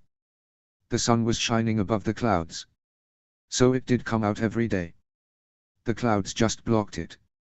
That made so much sense now that he thought about it. There was only one thing that confused him. Poppy. Where are the gods? Finn asked innocently, shocked that he didn't see a single one now that he was so much closer to the top of the sky. Stoic laughed. They're a bit higher up, Finn, he said, clapping the small boy on the back. Oh. Finn was silent for a moment. Can we go visit them? I'm afraid not. If you fly too high, it becomes hard to breathe. Just know that they're looking down on us. Stoic continued to chuckle. Okay. Finn looked slightly put out, but the dip below the clouds, revealing the Berk landscape, soon made him forget his slight disappointment. It was, however, at this very unfortunate moment that Hiccup left the incredibly boring meeting between councilmen. They'd been talking about some kind of well repair for nearly an hour. He was beginning to understand why his father opted to skip these less important meetings and vowed to do the same when he was chief. Of course now he was tasked with telling his father that he would be needed the next day too. What was that? A thunder drum became visible just below the clouds. The enormous form of his father was clearly visible, as was the tiny form of his son. Hiccup ran as fast as he could to a high point where he hoped his father would hear him. Dad, he shouted, putting both hands up to his mouth and not caring that he was making a bit of a spectacle in the middle of the town square. Dad, what do you think you're doing? Taking my grandson for a flight. Stoic called as the thunder drum descended. What does it look like I'm doing? Didn't I tell you not to do that? You might have, but I decided not to obey. Stoic let out a bark of laughter. What's the harm? He's strapped in. Hiccup put his face in his hands and grumbled a few words he was very glad his son couldn't hear. Tornado touched down on the ground next to him and his son immediately slid off. "Daddy, I went in the clouds," Finn squealed, hopping up and down and grinning from ear to ear. "You sure did, buddy," Hiccup said, ruffling the boy's hair. "Did you like it?" "Yeah, I did. That was so cool. I can't wait to get my dragon." Finn's eyes were sparkling in the exact same way Astrid's did when she was back from an exciting flight. "Well, Hiccup looked up at his father, who was beaming at the small boy. "I'm glad you had a good time," he sighed. "I'll take you on Toothless sometime." "Really?" Finn's mouth opened in a perfect O shape. "On a Night Fury?" "Of course on a Night Fury, unless you know another dragon named Toothless." Hiccup tickled his small son on the sides, causing him to scream with laughter and make a beeline for Stoic, hiding behind his legs with a giant smile on his face. "Thanks, Dad." Hiccup shrugged. "I guess I'll be taking Addie up in the clouds soon enough. At least before she hears Finn has already gone flying. Better do it fast, then. I don't think this little guy is going to keep his mouth shut about it." Stoic got on his knees so he could be slightly closer to his grandson's height. "Nope," Finn exclaimed, making both men laugh. "All right, I better go find out what that meeting was about," Stoic said, ruffling the boy's hair so that it was even messier than before. "No need. A whispering death has punctured a small hole in one of the wells and we're all going to have to go fix it tomorrow morning," Hiccup said, rolling his eyes. "You, Spitaloot, Olaf Larsen, and I are going to go down and plug it up. Done it a million times before so it shouldn't take too long." "Ah well, that shouldn't be too bad." "All right, Finn, looks like it's time to go home," Stoic said, looking his little grandson in the eye. "But I had a great time with you this morning." He hugged the little boy tightly. "Bye, Poppy," Finn said, now taking Hiccup's hand and walking away from his grandfather. "Goodbye, little man. And keep flying. I think you're going to be a natural." Stoic waved until his son and grandson had disappeared into the crowd. Little Adriana was easily overlooked in a crowd. Her tiny stature, several inches shorter than her brother and a lot thinner, made her easy to miss. However, if there was one person, other than her parents, who could find her in the village within seconds, it was her Poppy. Ever since her kidnapping and eventual return, he had been the most doting grandfather in the whole world. She'd loved him very much before, but she loved him even more now that he happily had tea parties with her or listened to her dragon fairy stories. And sometimes he would tell her stories about her daddy or even himself when he was a little boy. She liked those best of all. Of course she wasn't entirely certain of why he was doing all this. It wasn't like she wasn't thankful for all the attention. But saving her from a madwoman couldn't be the only reason her Poppy started spending more time with her.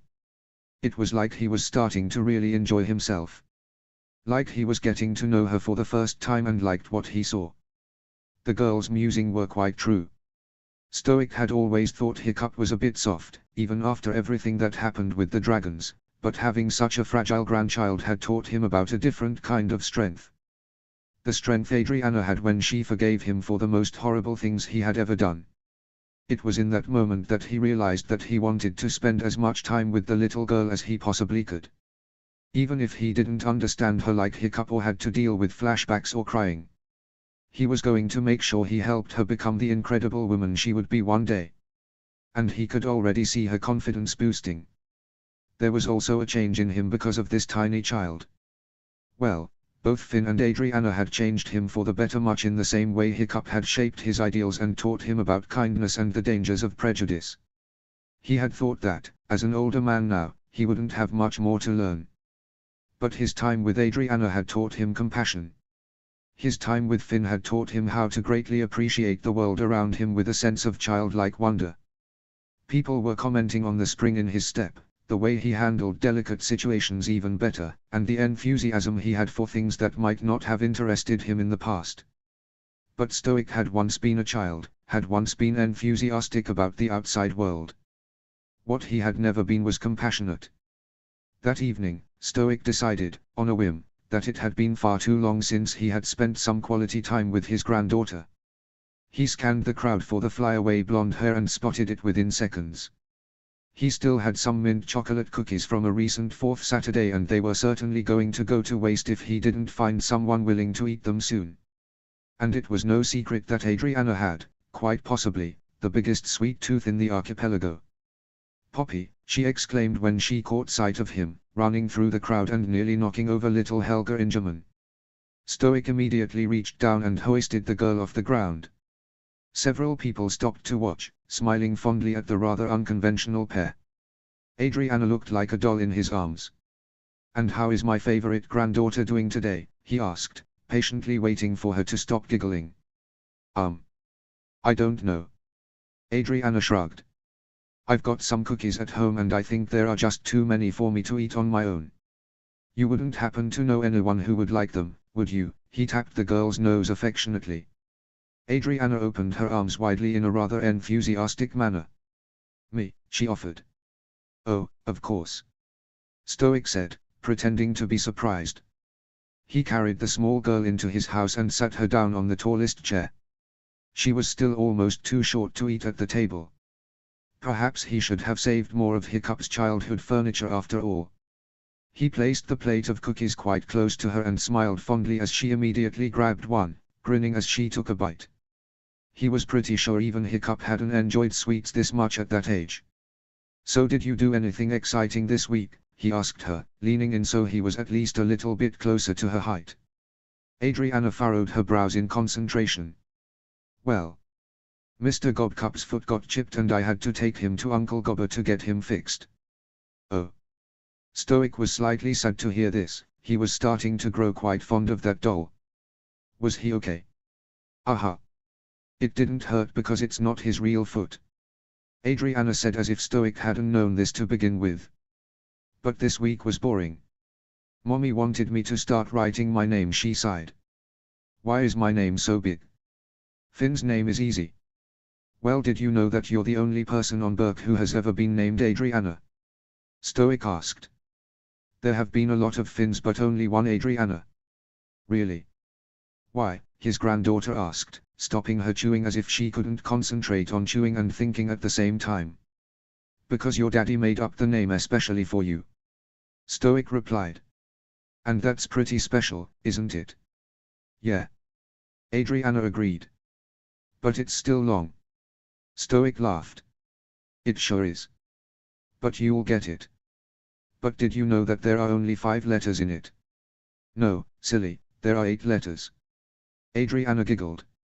"In the name, yes, but there are only 5 different letters. A, D, R, I, and N. That's all you have to learn." Adriana began to spell her name inside of her head to make sure her Poppy really was correct. She grinned a second later. "Wow, I didn't know that," she said, her eyes widening. "You learn something new every day." Stoic chuckled. "Really? What did you learn today?" Adriana asked, now placing her elbows on the table and staring at her Poppy with rapt attention. "Well, today I learned that your daddy wants to take you flying." Adriana gasped rather dramatically. "Really? He sure does. But don't tell him I said anything. I think he wants it to be a surprise." Stoic winked and the little girl nodded solemnly. "Anna." Astrid pushed open Stoic's front door and immediately spotted her tiny daughter. "There you are, I was starting to worry." "She's perfectly safe," Stoic assured her. "I know that now. Come on, sweetie, it's time to get home." Astrid picked up the small girl, who was looking at the remaining cookies rather sadly.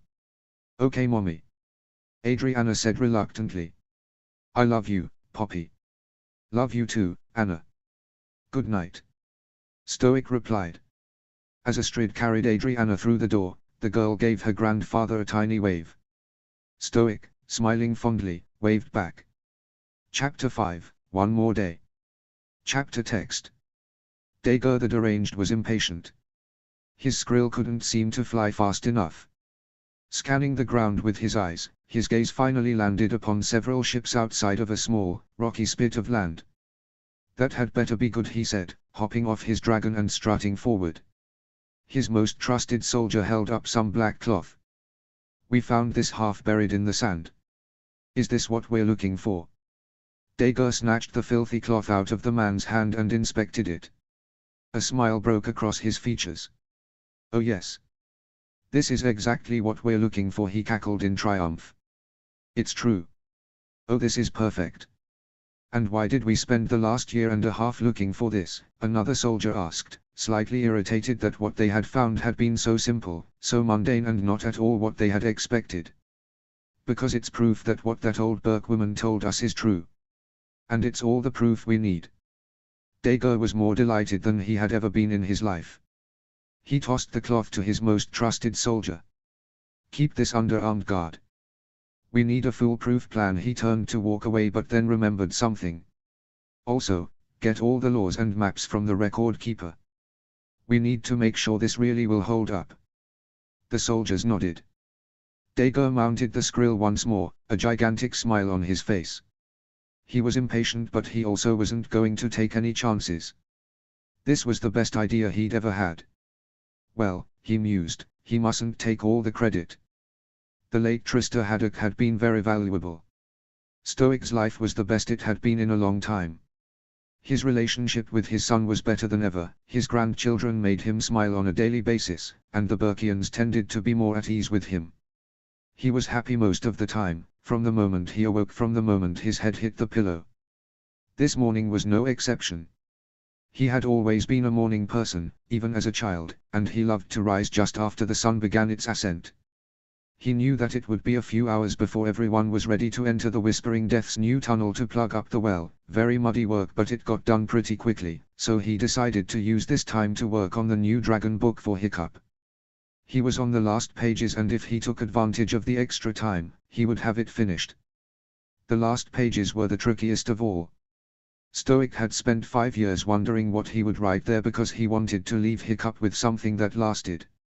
He decided on writing a bit about each person who contributed to the more accurate information in the book. Hiccup and Fishlegs had the most contributions and drawings but a lot of Bork's notes were still quite relevant. Even the twins, both sets, had contributed a little bit. He had lost himself in his work so that, by the time he finished the last line, the sun was shining through the windows, reminding him that he did have duties as chief and that he would be wise to get going. He shut the book with a smile, glad that this project was finally over, and wondered, as he got his things together, what his next project would be.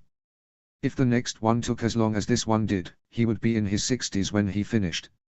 He shook his head as this thought entered his mind. He had no idea where the time had gone. 1 minute he was a young boy splitting rocks in two with his skull and the next he was a grandfather whose once deep red hair had lightened considerably. Knowing his son, he thought that it might be a good idea to stop by the other Haddock home to find out if Hiccup had even gotten up yet. Astrid had probably already left for Svala's bridal shower and Adriana was more likely than any of them to still be in bed. The older Viking knocked on the door, more as a formality, and was almost surprised to see Hiccup pull it open, looking half asleep as he did so. Stoic was taken slightly aback by his son's appearance. The young man looked like he was about to pass out. "Well, I know you're not a morning person but this is ridiculous," Stoic quipped, stepping in as Hiccup opened the door farther. "What? Oh, no, I just got up. Finn got sick last night, he seems to have gotten whatever Addy had a few months ago. I just got him down for a nap and I can't leave yet because Lotus isn't here," Hiccup said, collapsing on the couch and looking completely exhausted. Stoic nodded sympathetically. "Oh. Well, I can wait. Thanks, Dad," Hiccup said with a small smile, stepping back to allow his father to enter. Stoic walked through the door and took a brief look around. The first thing that caught his eye was the small painted vase with purple flowers in it. As he took in the appearance of his son's home, he noticed dozens of drawings hanging on the walls, clay blobs that were supposed to be a variety of objects, and a second vase, this one with blue flowers. His grandchildren had brightened up the place and added their own style that perhaps he should have adopted way back when it was Hiccup making him little art projects he eventually put in storage. "Hiccup, listen." Stoic paused for a moment to gather his thoughts. "I always put work first when you were a kid and I'm sorry I did that.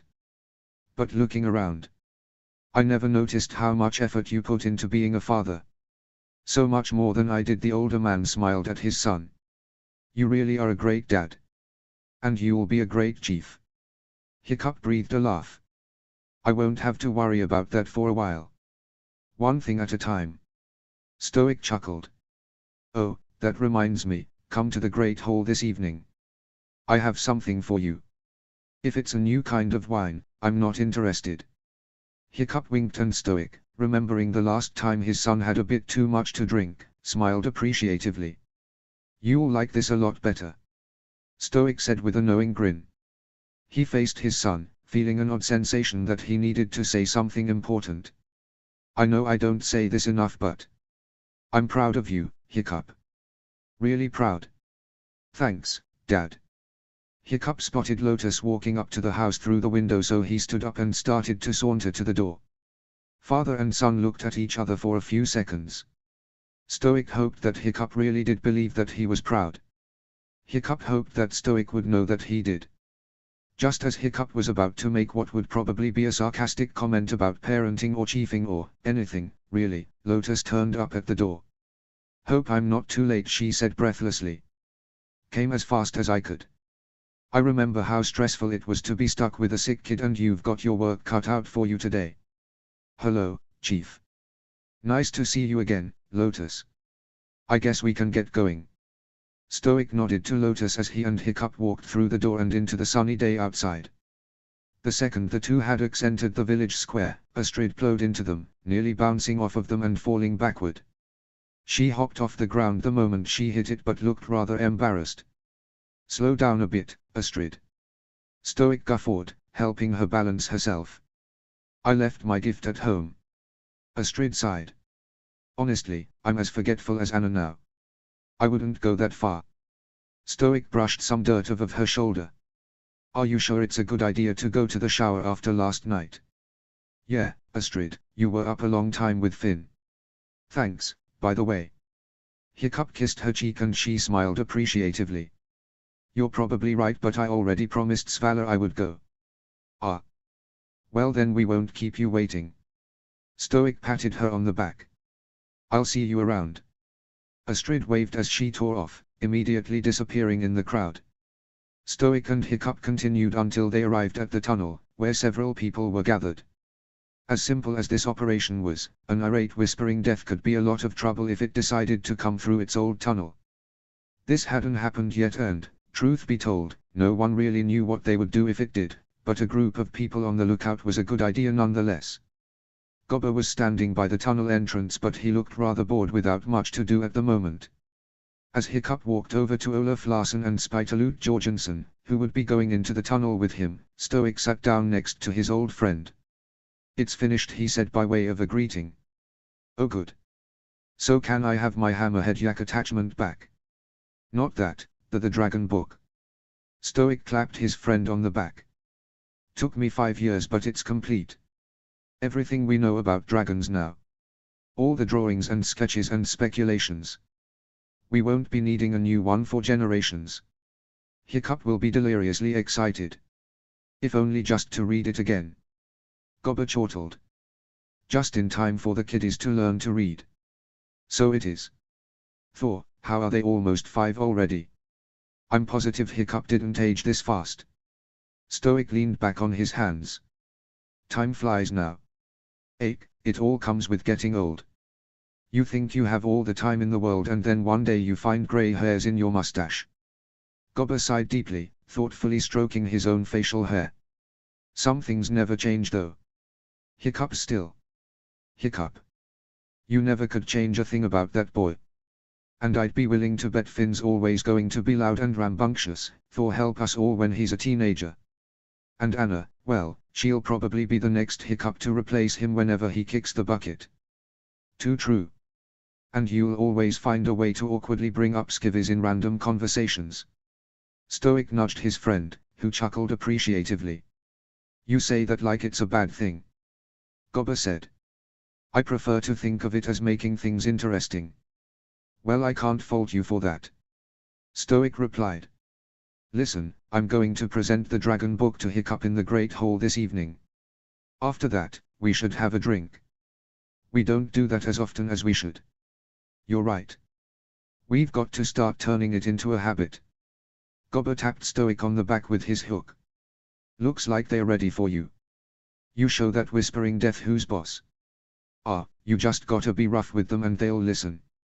Stoic got up and headed toward the tunnel. It took only seconds to get the other men together and light the torches. Then it was time to take the slight descent into the depths of the tunnel. Stoic sighed deeply, looking around at his people, safe and sound and happy, thinking that life simply couldn't get any better than this. All right, we walk in slowly. If the dragon's still there, we don't want to startle it. Stoic said in a low voice to Hiccup, Spitaloot, and Olaf. Our objective is to plug up the hole in the well, nothing else. Got the tools right here. Olaf said helpfully, holding up a rather large toolbox. Good. Follow me and keep your torches high up. We need maximum visibility. Stoic instructed as they ventured farther into the tunnel. There was a sudden rumbling sound from just above them, causing the 4 men to jump a bit and look up. None of the rocks shifted, so Stoic beckoned them forward. As they walked, Hiccup began to feel a bit off, for the lack of a better word. There was something different about this tunnel, but he couldn't quite figure out what it was. Maybe it was the consistency of the rocks that surrounded them. No, it looked the same as any of the other tunnels they had explored. So what was it? Mud. That was what was off. There was no mud in the tunnel. If the Whispering Death had punctured a hole in the well, wouldn't water have flown through it? The rocks and dirt around them were completely dry. Hiccup wasn't an expert, but he didn't think that was a good sign. Dad, he whispered as he hurried up to his father, maybe we should bring the dragons. If we brought the dragons, we'd plug up the tunnel and be unable to run out if something happens. Stoic hastily whispered back. Hiccup looked around at the walls, which were far too narrow to allow anything wider than a Whispering Death to fly. Actually, if a Whispering Death had made these tunnels, they would be a lot wider and lower beneath the ground to prevent them from caving in. Something this small could only have been dug by a young Whispering Death who obviously hadn't learned that tunneling too close to the surface could cause the tunnels to collapse. A second rumble above their heads soon backed up his theory. Dad, we should go. The Whispering Death is young and inexperienced and it sounds like it's coming back through, he said frantically, trying to keep his voice low. Sure enough, they could hear something digging its way through the rocks and dirt. They soon realized that they had only seconds to act. Go back. Stoic suddenly shouted just as several rocks fell from the ceiling of the tunnel. Hiccup, Olaf, and Spitaloot didn't have to be told twice. They ran forward at full speed as the sounds of the Whispering Death came closer and closer. Suddenly, Hiccup heard something burst through the tunnel's wall and slam into him. Hiccup. Stoic voice echoed around him as razor-sharp teeth came dangerously close to stabbing his son all the way though. The Whispering Death's weight suddenly lifted as Stoic tackled it to the ground. Dragon and Viking wrestled fiercely. Dad! Hiccup cried, trying to help him fight off the dragon. Get the others out of there. Stoic commanded. But. Go, Hiccup. Hiccup paused for a moment, watching his father wrestle with the hostile dragon. He briefly wondered if training it would be an option. And, in fact, it might have been if not for the boulder that fell dangerously close to his head. Go. Stoic repeated. Hiccup turned to run just as another boulder knocked Olaf Larsson to the ground. Before they could help him up, a second and much larger one fell on his legs. Olaf let out a cry of pain as more rocks and boulders fell from the ceiling. Spitaloot and Hiccup grabbed him and dragged him out of the mouth of the tunnel just as it completely collapsed on itself. Dad! Hiccup shouted in horror, racing forward and trying to move the rocks out of the way of the entrance. A hand rested on his shoulder. Hiccup! We have to go back for him. Hiccup interrupted. Dad! Aside from Hiccup's desperate cries and the sounds of the rocks he was shifting, there was an agonizing silence. No movement came from the inside of the collapsed tunnel. No voice called for help. Come on, help me! Hiccup yelled to the others, who were standing back in stunned silence. We've got to get him out of there. Gobber removed his hand from Hiccup's shoulder and used it to grab his arm. Hiccup, stop. No. Hiccup cried. No, we have to help him. Hiccup. Dad. Thornado flew over their heads and landed around where Stoic had been fighting the Whispering Death. After sniffing it, he began to frantically dig. Hiccup continued to try to move rocks out of the way, completely ignoring the others. Out of the corner of his eye, he saw Spitaloot help Olaf sit on a small hill before racing up. Hiccup, stop, he said in a gruff voice. No. Hiccup tried to push him away, but he stood firm. Dad. Can you hear me? Say something. This couldn't be happening. Not when things were going so well. Not when Stoic hadn't even started training Hiccup in how to be chief. Hiccup's heart pounded in his head as he dug through the rocks, his hands scraped and bleeding before he felt strong arms around his waist and his body physically yanked from the caved-in tunnel. No, he bellowed. Let me go. Dad. A loud cry interrupted Hiccup's shouts. Thornado's tail was all that was visible from Hiccup's point of view, but the massive blue dragon soon flew to the top of the tunnel and let out an ear-splitting, heartbroken howl.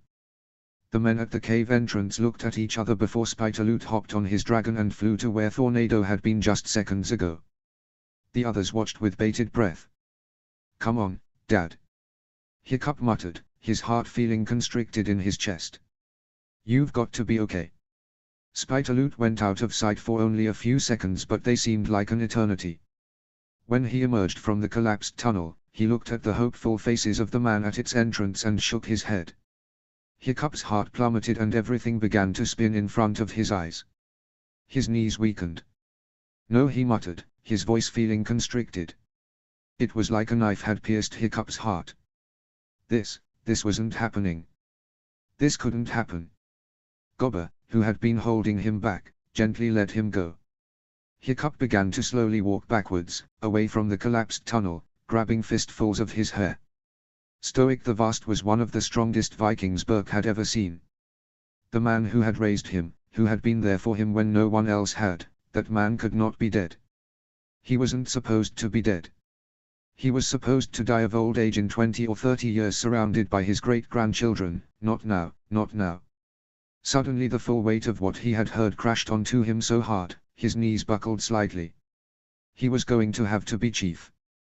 He was going to have to break the news to his children, to his daughter whose nightmares had just gone away, who had recently wept at the funeral of a woman she didn't even know. No, he couldn't do this. He suddenly felt his hip ram into his dragon's scaly head. Toothless made a mournful sound and gently rubbed his upper leg in a comforting manner. Before Hiccup knew what he was doing, he mounted his Night Fury and looked skyward. Toothless kicked off the ground and both felt the wind in their faces as the scene fell away. They could hear garbled shouting, probably for them to come back down, but they ignored it. Toothless knew his human needed to escape.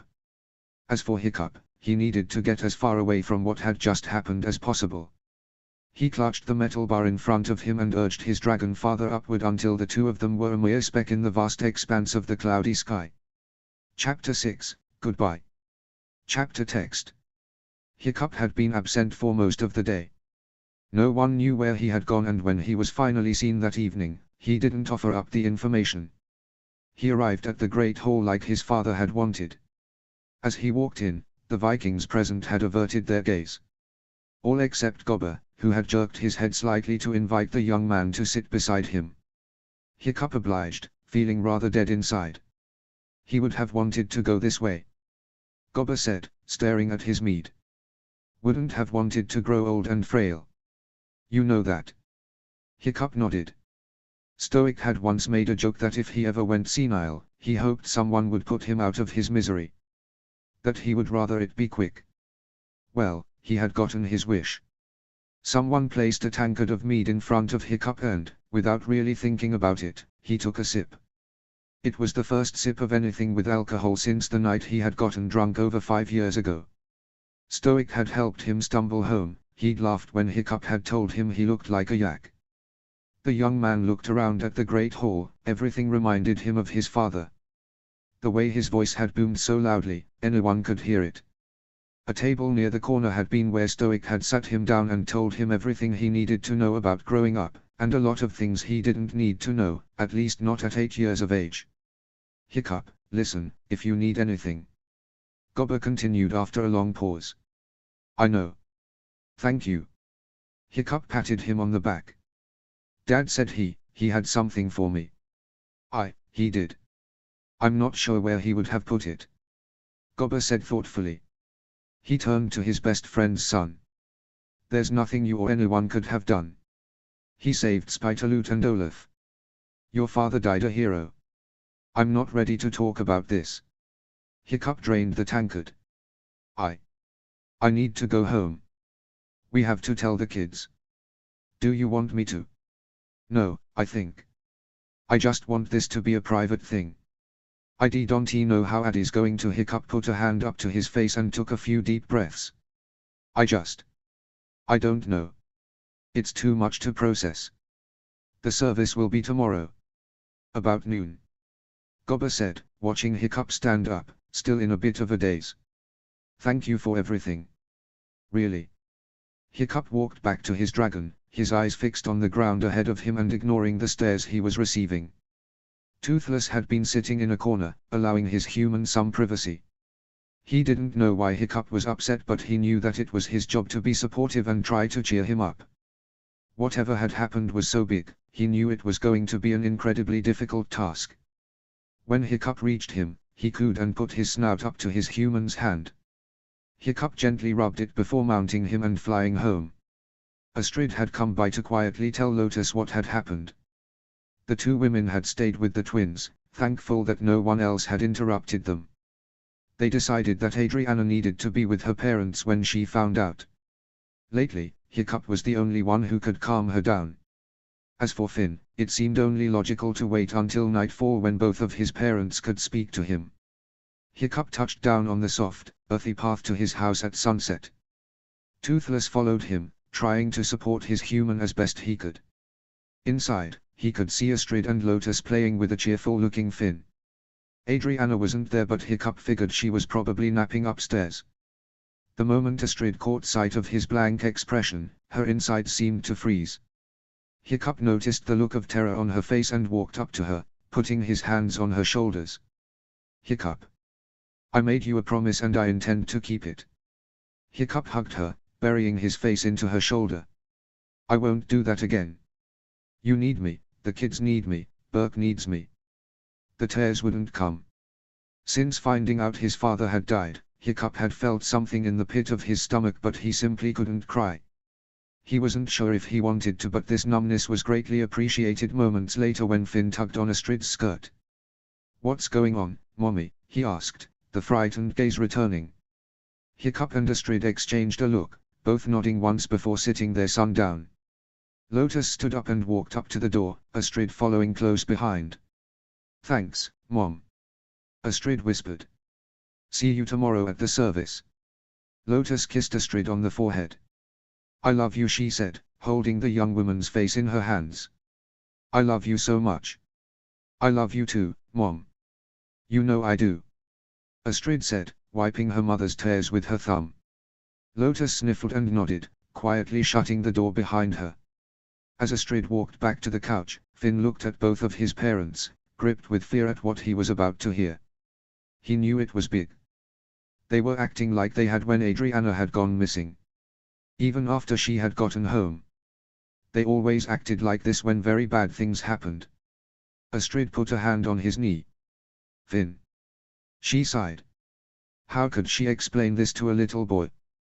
He shouldn't have to deal with this. Hiccup took her hand and squeezed it before turning to his little son. Poppy died this morning when the tunnel he was in collapsed. Finn's mouth opened in shock.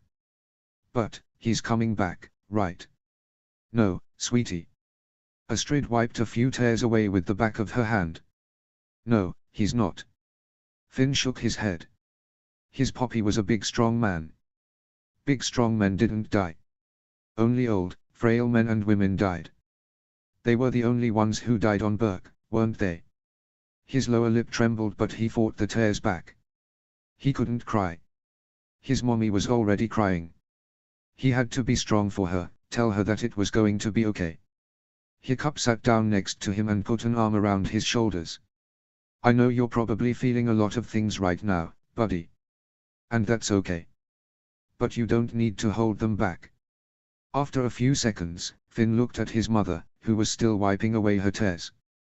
He then looked at his father, who looked so lost. Like he was in the middle of the woods and didn't know how to get home. The boy shook his head. "I want to go upstairs and play now," he said to his clasped hands on his lap. Hiccup patted him on the back. "Okay. Let us know if you need to talk to someone." Finn nodded and scampered off to his room. Hiccup and Astrid were silent until they heard his bedroom door shut. "Do you think he understood?" Astrid asked, not quite able to look at her husband. "No, I think we're going to have to make sure we're there for when he does." Hiccup shook his head and looked into Astrid's eyes. "How are we going to tell Addy?" Astrid shook her head, looking almost fearful. There was simply no way to tell their daughter what had happened without distressing her. A whole year and a half's worth of progress was likely to be completely undone that night. Adriana was already so fragile, and to put this burden on her was too much. Hiccup was beginning to feel angry. After everything she had gone through, why did this have to happen? Why was she going to have to suffer more? Didn't she deserve a break? He loved her so much it ached. The pain she was about to feel, he could hardly bear it. He was a grown man and he was hardly holding it together, but she was an innocent little girl. Except she wasn't so innocent anymore. That angered him the most.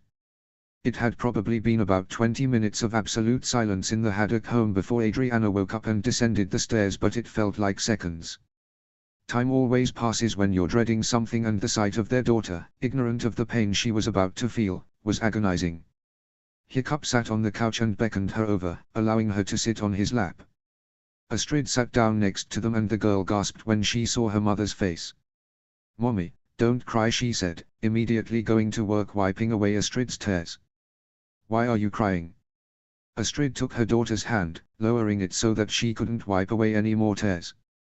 Adriana's deep green eyes seemed to pierce her the way Hiccup's often would. Two pairs of eyes were now focused on her.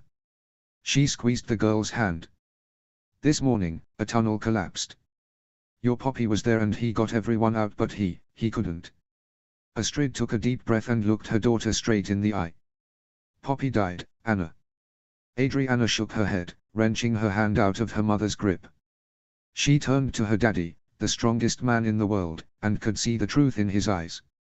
He wasn't crying, but she knew sadness when she saw it. She saw it in her daddy's eyes whenever she had a nightmare. She saw it in Poppy's eyes when he talked about her grandmother. She saw it all around her, but she never thought she would see it like this. It wasn't just sadness, it was brokenness. Her daddy was in pain. Her mommy was in pain. And her Poppy. Her Poppy wasn't coming back. The reality crashed over her like a wave in the ocean, destroying whatever shoddy barriers she had put together to protect herself. Poppy was dead. There would be no more tea parties. No more bone-crushing hugs. No more booming laughter that sometimes made her ears hurt in the most wonderful way. It was over. She felt like her heart was being squeezed, and before she knew it, a hiccup escaped her throat. Her daddy put his arms around her and she felt her entire body explode with misery. "No," she whimpered. "No." Hiccup and Astrid had been expecting tears. Screaming. Heaving sobs. They had known it was coming. But it was worse than they could possibly imagine. The howls of misery erupting from her lungs were so horrible, so agonizing that it seemed like the entire world had to go silent for them to exist. Hiccup gripped her tightly, feeling every heartbeat, every hiccup, every ragged breath that escaped from his precious little girl, and he felt completely helpless. He couldn't make this any better. He couldn't bring her Poppy back to her. He couldn't mend her broken heart. All he could do was hold her as she sobbed, feeling like the most horrible person in the world. It was a long time before Adriana's cries died down. She was clutching her father's shirt, breathing heavily, her energy spent. Astrid hid her face, unable to contain her sobs. Only Hiccup's eyes remained dry. The pains he felt increased and he dearly wanted to cry with them, but he couldn't. It was like a vicious animal was clawing at his insides. The agony was too much to handle, but he couldn't release it. Instead, he continued to hold his sniffling, hiccuping little girl, reminding himself that a miserable Addie was better than no Addie at all. As painful as this had been, there was a time in the past in which he would have done anything to have her in his arms, even if she was sobbing like this. He couldn't be completely angry. And that fact was by far the most frustrating. After several minutes of silence, punctuated by the occasional sniffle or hiccup, Astrid gently put a hand on her daughter's back. We should go to bed. Yet again, those words tumbled out of her mouth, making her feel completely useless. There wasn't a thing she could say that would make this better. We should. Hiccup replied, scooting forward so he could stand up. Adriana squeaked and shook her head. Hiccup and Astrid exchanged a look and knew what had to happen next if she had any chance of feeling better. Addie, do you want to sleep in our bed tonight? Hiccup whispered to her, still holding her tight. His little daughter nodded. Hiccup kept her in his arms as he stood up, holding her with both arms to support her. He wasn't sure if he would be getting any sleep that night, but having his little girl in his arms might help. At the very least, he would be certain that she was safe. Astrid went to Finn's room to tuck him in as Hiccup gently lay Adriana down on the bed. Daddy! Adriana whispered in a shaking voice as Hiccup stood up to take some clean sleepwear out of a drawer. Please don't die. Hiccup dropped the shirt he was holding and scurried over to the bed once more. His daughter looked up at him with wide, terrified eyes. He got down on his knees and met her gaze. I am going to try very, very hard to stay alive for you, baby, he told her, wiping away a few tears that had fallen in her fear. But I'm here now and I'm not going anywhere. Adriana didn't look convinced. And, as Hiccup stood back up and left the room with the sleepwear so he could change in private, he thought that it was completely unfair that she and Finn should have to deal with something like this at all, let alone at this young age. Unbeknownst to him, Astrid was thinking the same thing as she kissed her son goodnight. No one slept well that night. Finn tossed and turned because he didn't understand why his parents had said that he couldn't see his Poppy again. Adriana was frequently awakened by steadily more horrifying nightmares that made her scream and covered her with sweat. Hiccup and Astrid were kept awake by Adriana's cries. The couple had a strong feeling that she would be joining them each night for a long time. When the sun had finally risen and Adriana had fallen asleep once more, Hiccup slipped out of bed and took some clean clothes to the girl's room. As he got dressed, he looked around at the butterflies on the walls. The boarded-up window. His daughter's small bedroom was so innocent, girlish, childlike. It had been the place Adriana had faced her worst fears and had her most frightening nightmares. If he had known she would suffer this much before her 5th birthday, he would have spent every moment hugging her tightly and begging the gods to show his beautiful, innocent child mercy. But, more than the feeling of frustration he had about being unable to protect his daughter from life's biggest tragedies, he was angry that now his little boy was going to have to face this. They had worked so hard to protect him from pain like this. Adriana's innocence was compromised but Finn's wasn't. And now both his children had to face one of the harshest realities they could possibly face in life. It simply wasn't fair. Hadn't they suffered enough? His clothes were on and he had the urge to go out and see if they had recovered his father's body. They may have done it the day before. Hiccup had no idea what was going on, not anymore. He didn't want to know. Yet he needed to know. Needed proof that his father was truly gone.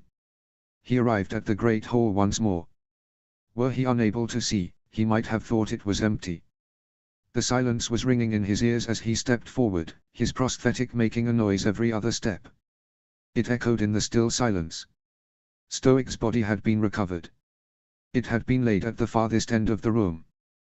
Burkians were flocking to the hall to pay their last respects. Hiccup spotted Gobber standing near the body at around the same time Gobber spotted him. Almost like he was in a daze, Berk's new chief stepped forward to say his last goodbye to its former chief. Stoic the Vast might have been sleeping. His eyes were shut and were it not for the dull grey tinge of his skin, Hiccup might not have known he was gone at all. There were cuts and bruises on his face but Hiccup had seen much worse. He placed a hand on one of his father's arm. It was devoid of any of its usual warmth. This was the arm that had cradled him when he was a newborn, that had cradled his children when they were newborns. The arm that wrapped around him when he needed comfort as a child. the arm that still had light scars from battles long ago. And it was cold. A warm hand rested on his shoulder. Hiccup jerked his head sideways and spotted Gobber in his peripheral vision. Hiccup. Hiccup shook his head. I'm okay. No, you're not. Blast it, Hiccup, you're killing us. You've lost your father and you haven't shed a tear. Gobber said, rubbing the young man's shoulder. Come on, one tear to show that you're in there. Just one. I can't. Hiccup looked back at his father's body. They won't come. Not when Astrid told me. Not when we told Finn or Addy. Not now. He shook his head, shutting his eyes tightly. I can't. It isn't that I won't. But I'm here. No, you're. I can't afford to go out again. Burke can't, my family can't. I'm here, maybe not in the way you would want, but I'm here. He blinked, begging for the burning sensation behind his eyes, but felt nothing. I wish I could show that emotion. But I can't. Gobber was silent for a few minutes, staring at the body of the closest friend he had ever had. And then he sighed and looked back at Hiccup. They said it was instantaneous. He probably didn't feel any pain, he said, his hand squeezing his former apprentice's shoulder. Exactly how he would have wanted to go. Hiccup nearly smiled. His mouth turned upward the tiniest bit. I would have thought he would have wanted to die in battle. Stoic the vast. Die at the hand of an enemy. Hiccup shook his head. True, true. He saved our lives. A gravely voice behind them made them turn around and face its owner. Spitaloot looked the saddest they had ever seen him, his eyes fixed on the body of their former chief. Healer says Olaf will probably never walk again, but he's alive. As are you and I because of your father. Snotlout, who was standing just behind his father, didn't make eye contact with Hiccup. The new chief thanked Spitaloot for the information and tried to silently relay to Snotlout that he harbored no hard feelings or ill will toward him. Stoic's death wasn't anyone's fault. It would have happened eventually. He wasn't a young man, though not as old as some of the elders. People died younger than him all the time. But it was different when it was someone this important. The rest of the morning was a blur.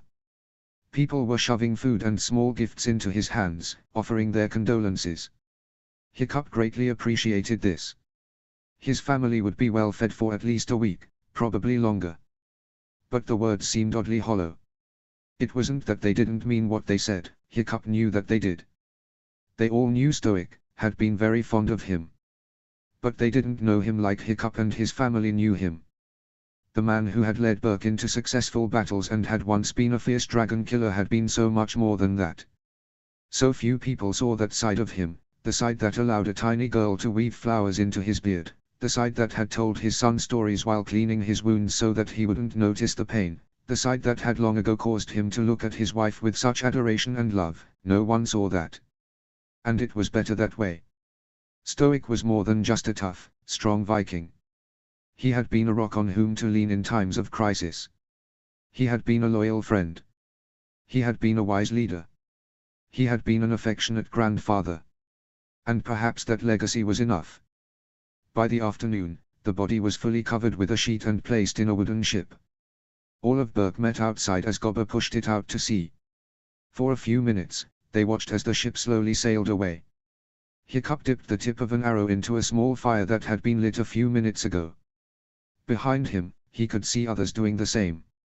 He stared out at the sea, his father's ship bobbing farther and farther away. He knew the time was now. The time to send his father off as every Viking hero should be sent off.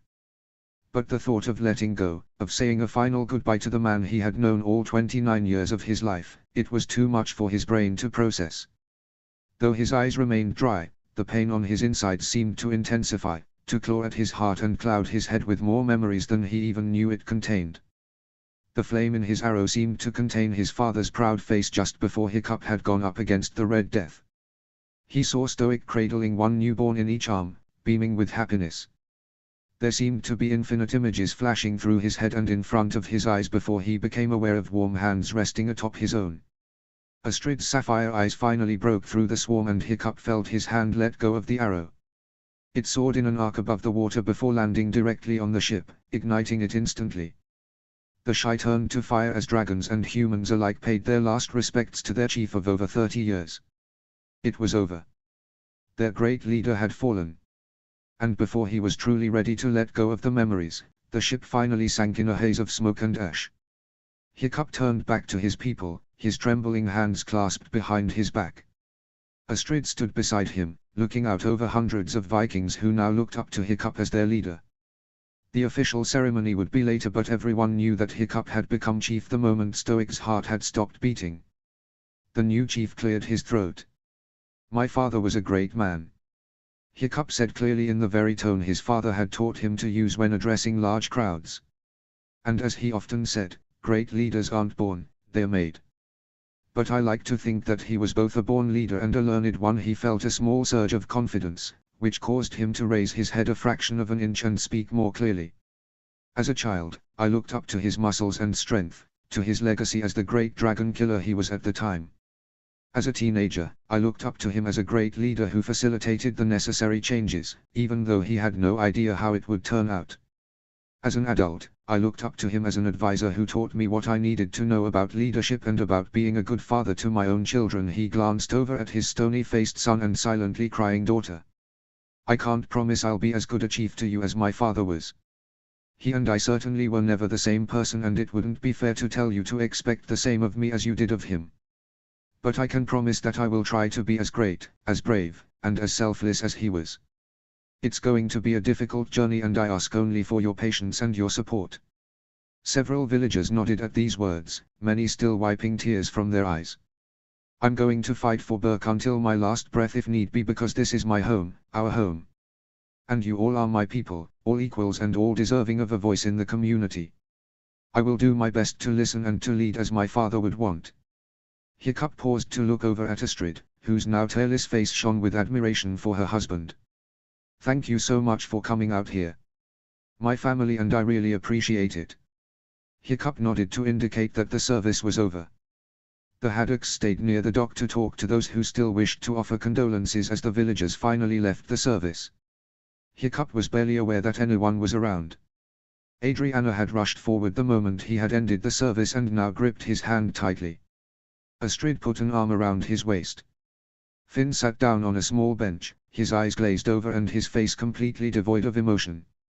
By the time most of the Burkians had left, it was late in the afternoon. The Haddocks and Gobber followed a small procession of Stoic's closest friends as they hauled a stone to the cemetery to serve as a reminder of Stoic's life.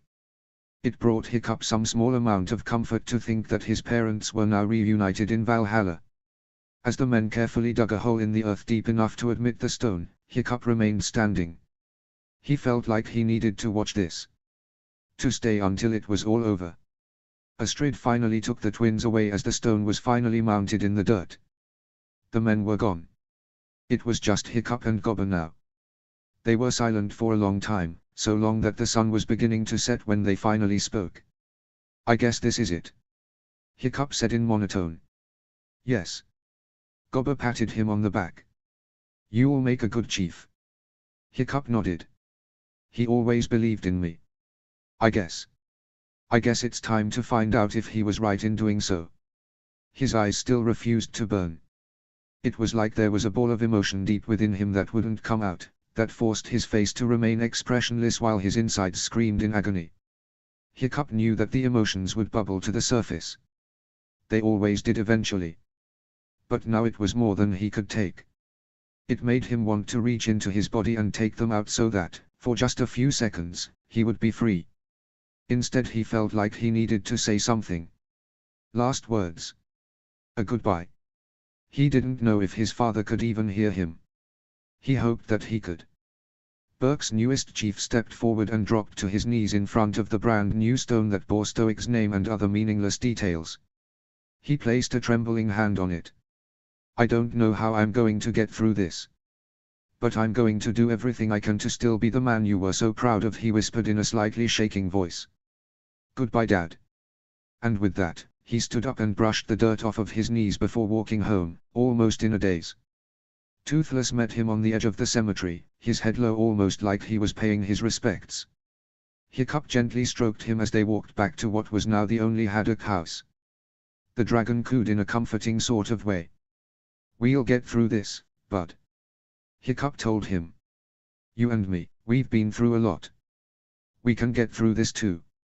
Toothless looked up at his human. The young man looked lost and even a bit frightened. And, though Hiccup couldn't possibly know it, the Night Fury promised himself that he would do just about anything to make his human happy once more. Chapter 7, The Last Gift. Chapter text. The next few days passed very quickly. The official ceremony naming Hiccup as chief was a lot more somber than it should have been. So many Burkians had expected Stoic to merely retire and pass on the chieftainship himself. Without him, it seemed a lot less cheerful, less happy an occasion. The moment Hiccup was named chief, his life was filled with boring meetings, mindless decisions, and a surprising amount of breaking up fights. Due to his experience running the academy, he was fairly good at conflict resolution and management, but it was still quite frustrating and felt like a waste of time. He left for his duties early in the morning while Finn and Astrid were eating breakfast and returned late at night as Astrid was tucking Adriana into bed. Throughout the day, he sought out his family but was only able to spend a few minutes with them at a time. He didn't know how his father had time to raise him, seeing as Stoic had been made chief before Hiccup was born, but he resolved to find some way to make it manageable. Before Hiccup knew it, a whole week had passed since Stoic had died. He had made no plans for the twins' 5th birthday, which was getting alarmingly close, and had barely been able to find time for his family. He had performed 8 marriages, 3 funerals, and 4 welcoming ceremonies. He had stopped a very drunk hooligan from attempting to lead a rebellion, saved Edgar from falling off a cliff, and had put out a few fires in the Great Hall's tapestries. How Stoic had kept up with all crises without going insane was a mystery. But the worst moment by far had been nearly 2 weeks after Stoic's death. Hiccup was trapped in a very long and boring meeting with the council. Astrid woke Adriana earlier than she would have liked that morning and walked her down to the Ingermans thinking that a playdate with Helga would lift her spirits. It was summer at last, but this day in particular was sweltering. When she turned to walk back to her house, she half considered taking Finn swimming. The sun's noonday rays glared down on Burke, heating Astrid's hair so much that her neck felt slick in sweat. As she walked toward the cool sanctuary of her home, she was half tempted to take her signature braid down and tie her hair into a high bun. She felt much older when she attempted such a hairstyle, and it felt so much different, but desperate times called for desperate measures. She lifted her braid off her neck as her feet hit the wooden planks of the bridge leading to her home. A small red head on her front porch caught her attention when it suddenly lifted and then slowly lowered to his knees again. Finn was sitting on the porch. She didn't know when he had plopped himself there, but it had to have been about half an hour ago. He had done the same thing last Thursday. She and Hiccup had talked about it last week, concerned and wondering why their little man spent his entire day, and only one day, sitting on the porch staring at the wooden bridge. Finn was completely alert as he always was. His keen blue eyes still picked up on the butterfly fluttering past him or his uncle's knotlout flying overhead on Hook Fang. He clearly heard the man call a short stiff greeting to Astrid when she finished crossing the bridge. Finn was acting completely normal. This wasn't like Adriana's type of flashback when she wasn't entirely there. He was definitely fine. He was choosing to sit on the porch all day today, just as he had last Thursday. Astrid sighed as she approached her son. She needed to get to the bottom of this. Finn. Finn's head stayed lowered on his knees in a pout, but his eyes lifted, giving her the saddest look she had ever seen on him. She saw Hiccup in that look and it pained her heart. She squatted in front of him and brushed his bangs out of his eyes. "What's wrong, sweetie? Why are you sitting on the porch all day? You should go play while it is still light out." Finn looked down at his shoes, his fingers smashing ants as they crawled by, and he shrugged. Astrid considered the ants scrambling for cover as their comrades met their demise at her little boy's pudgy digits before she looked back at him. He looked so forlorn. "Finn, tell me what's wrong. Please. You can tell me." Finn breathed a sigh and shrugged again. "I'm just bored." "Why?" "Mommy, I'm just bored." Finn cried indignantly. He was so like his father, so like a stubborn mule when he didn't want to do something. Then again, so was she. She couldn't honestly blame him for being stubborn when it literally ran through his blood. Okay. Astrid replied calmly. She thought for a moment. How about we go to the village? It's hot, but I think we can find something cooling to do. Want to go for a swim? Finn considered this before bobbing his head resolutely.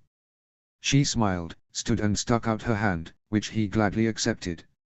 Mother and son walked back across the bridge at a steady pace and strode into the village.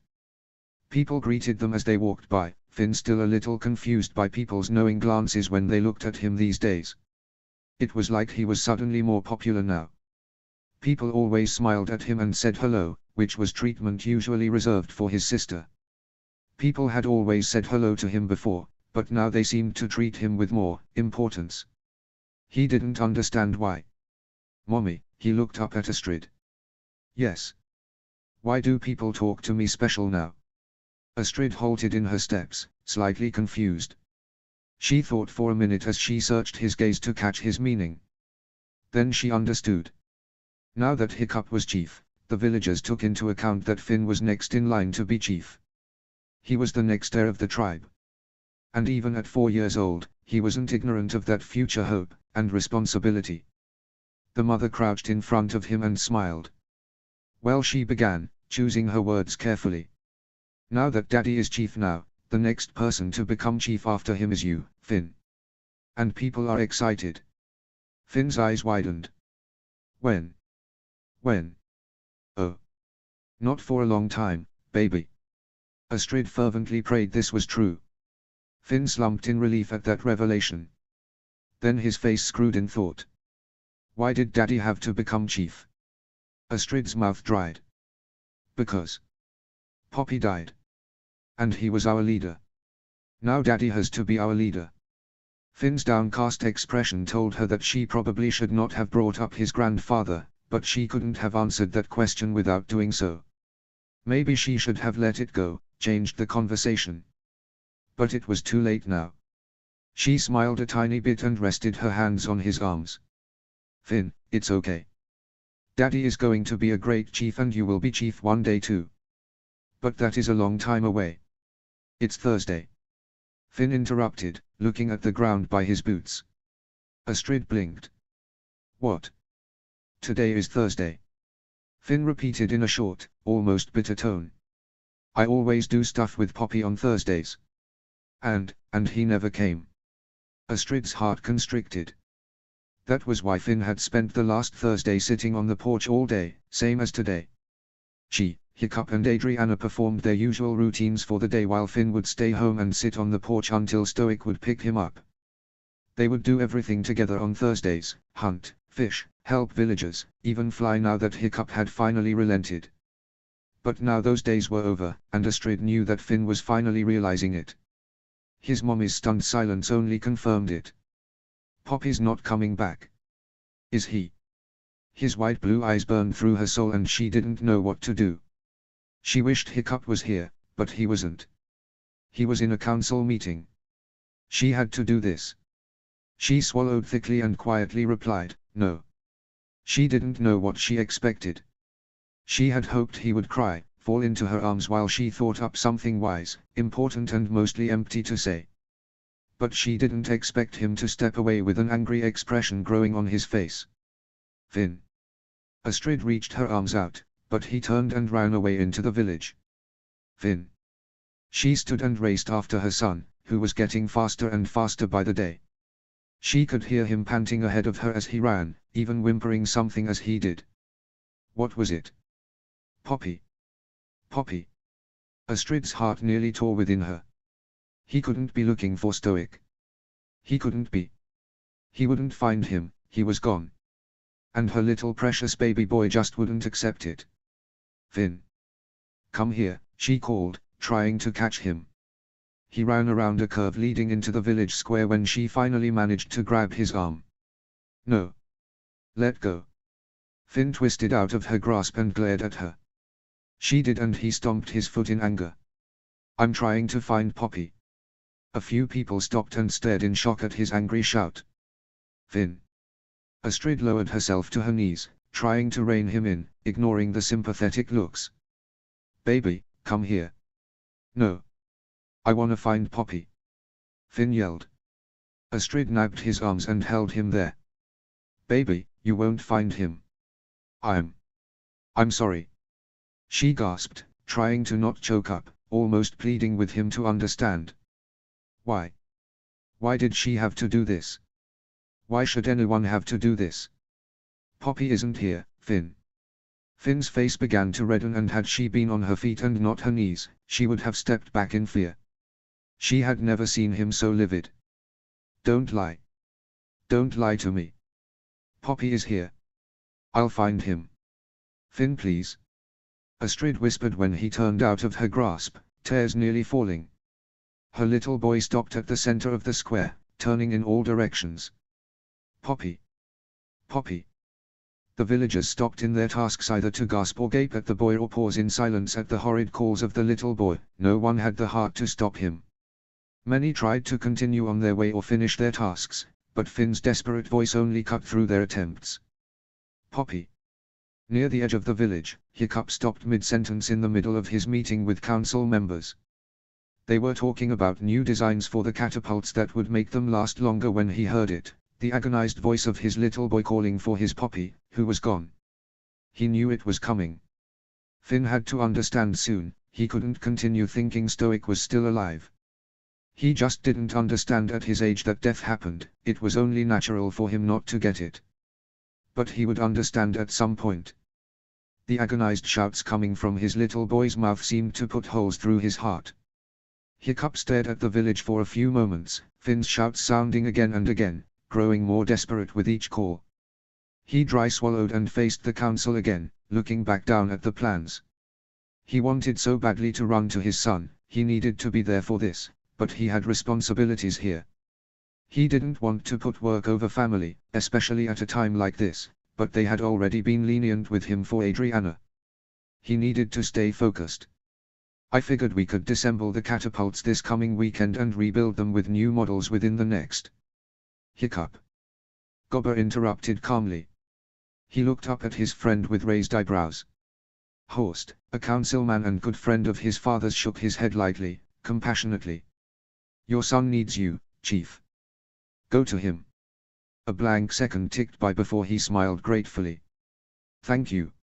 Thank you. He all but turned and leaped off the entire platform, charging into the village in search of his child. He could hear Finn shouting somewhere to someone, if only he could find him faster. He wished he had Toothless with him, but the Night Fury always took cover in cold shady places on extremely hot days such as this. Hiccup rounded the corner leading to the village square and stopped in his tracks. Finn stood in the center of the square, Astrid holding his arms down and saying something to him. He could tell she was trying so hard not to cry, trying so hard to be calm, gentle to her child. Finn yanked out of her grasp and shouted, Why? Why did Poppy have to die? I want to do more stuff with him. It's not fair. His son's face was bright red, making his blue eyes stand out even more than usual. He stamped his feet, threw his arms down at his hips in such an angry disposition not formerly seen before. Baby, we don't know why things happen, but they just do. Poppy loved you, don't be upset. It's not fair. Poppy was the only one who did what I like to do. We always did stuff together. I didn't get to say bye to him. He died. Hiccup's heart nearly broke as he walked toward them. The villagers scurried through their tasks, eager to give the family, minus Adriana, some privacy. Finn gave more indignant, angry shouts before turning away to see his father. His eyes widened in fear, remembering that temper tantrums were cause for discipline. He watched Hiccup, waiting for him to make a move. Hiccup recognized this and slowly squatted to the ground 5 feet in front of his son. He slowly held out his arms. Come here, Finn. Finn didn't move and Hiccup smiled a little. It's okay buddy, you're not in trouble. I just want to talk to you. Finn angrily shook his head. Why did Poppy die? Finn. Hiccup started, but his son cut him off. No. Why? Finn stomped his foot. Hiccup was at a loss for words. He didn't understand the answer to that himself. How could he possibly give an acceptable answer to his son who so badly needed to know? Buddy, everyone has a time to die. You, me, Uncle Gobber, toothless. Poppy. Everyone, he gently explained, hoping this was the right thing to say. It's not fair. Finn shouted. Hiccup nodded. I know. He should be here. Hiccup nodded again. He was supposed to teach me about dragons and hunting and fighting with swords and fun stuff, but he died instead. He wanted to die more than do stuff here. Hiccup shook his head, noticing Astrid crawling closer behind Finn. No, buddy. Poppy didn't. Poppy did. Poppy died and I hate him. Finn shouted angrily to the sky, stomping his feet. Is everyone going to die now? Are you going to die just like Poppy? And Mommy and Anna? Things were snowballing too fast. Finn Hiccup shortened the 5-foot gap to 2 as Astrid was able to rest her hands back on her son's shoulders. Finn shook her hands off. Go away. I don't want to talk to you. I want to talk to Poppy. Finn, please. Hiccup whispered. You can't talk to Poppy. Finn reached up and hit his father on the arm, startling both parents. The blow actually hurt a bit. The boy was strong for his age. Finn's eyes widened in shock at what he did. He hit his daddy. That was very bad. He was just so angry. He stared into Hiccup's eyes for a moment, which only relayed shock and sadness. He didn't look angry in the least bit. Finn's eyes began to burn and he blinked. Why, he asked, his forehead creasing. Why did Poppy have to die? Finn. Hiccup whispered and reached out his arms. This time Finn allowed himself to be pulled in for a tight hug, which Astrid quickly joined by wrapping her arms around them both. Why, Daddy? Why Poppy? Why? Finn finally sobbed, tears soaking into his father's tunic. Hiccup brushed his hand through his son's bright red hair and kissed his temple. I don't know, buddy. Even mommies and daddies don't know the answer to that sometimes. But I do know one thing. He gently pulled Finn off his shoulder to look him in the eye. Your Poppy loved you. He loved you so much and he wanted so badly to teach you everything that he could while he was here. He would have loved to teach you more and spend more time with you and Addy. Hiccup gently shook his head with a tiny smile. Don't be mad at Poppy. Remember the days you spent with him. Don't forget him. You will make him proud one day, I just know it. Finn sniffed, wiping his right eye with his sleeve. Just like you. Hiccup and Astrid smiled, the latter also wiping her eyes. Yeah, just like me. Finn looked down at his shoes and sniffed again. I'm sorry I hit you, Daddy. Hiccup breathed a laugh and pulled his boy in for another hug. You're not in trouble, Finn. Sometimes it is okay to hit things, he said gently. Just make sure you don't hit people next time. Astrid pushed her face into Hiccup's chest where Finn's face was and kissed his cheek. Finn sat up and hugged her tightly. He wiped his eyes with his free hand and said, I love you, Mommy. I love you too, Finn. Astrid whispered, holding him tighter to her chest. Finn smiled a crooked smile because of his tears and looked at Hiccup. I love you too, Daddy. Hiccup smiled and ruffled his son's hair. I love you too, Finster. Ah. Da'ad. Finn whined, trying to fix his disheveled hair.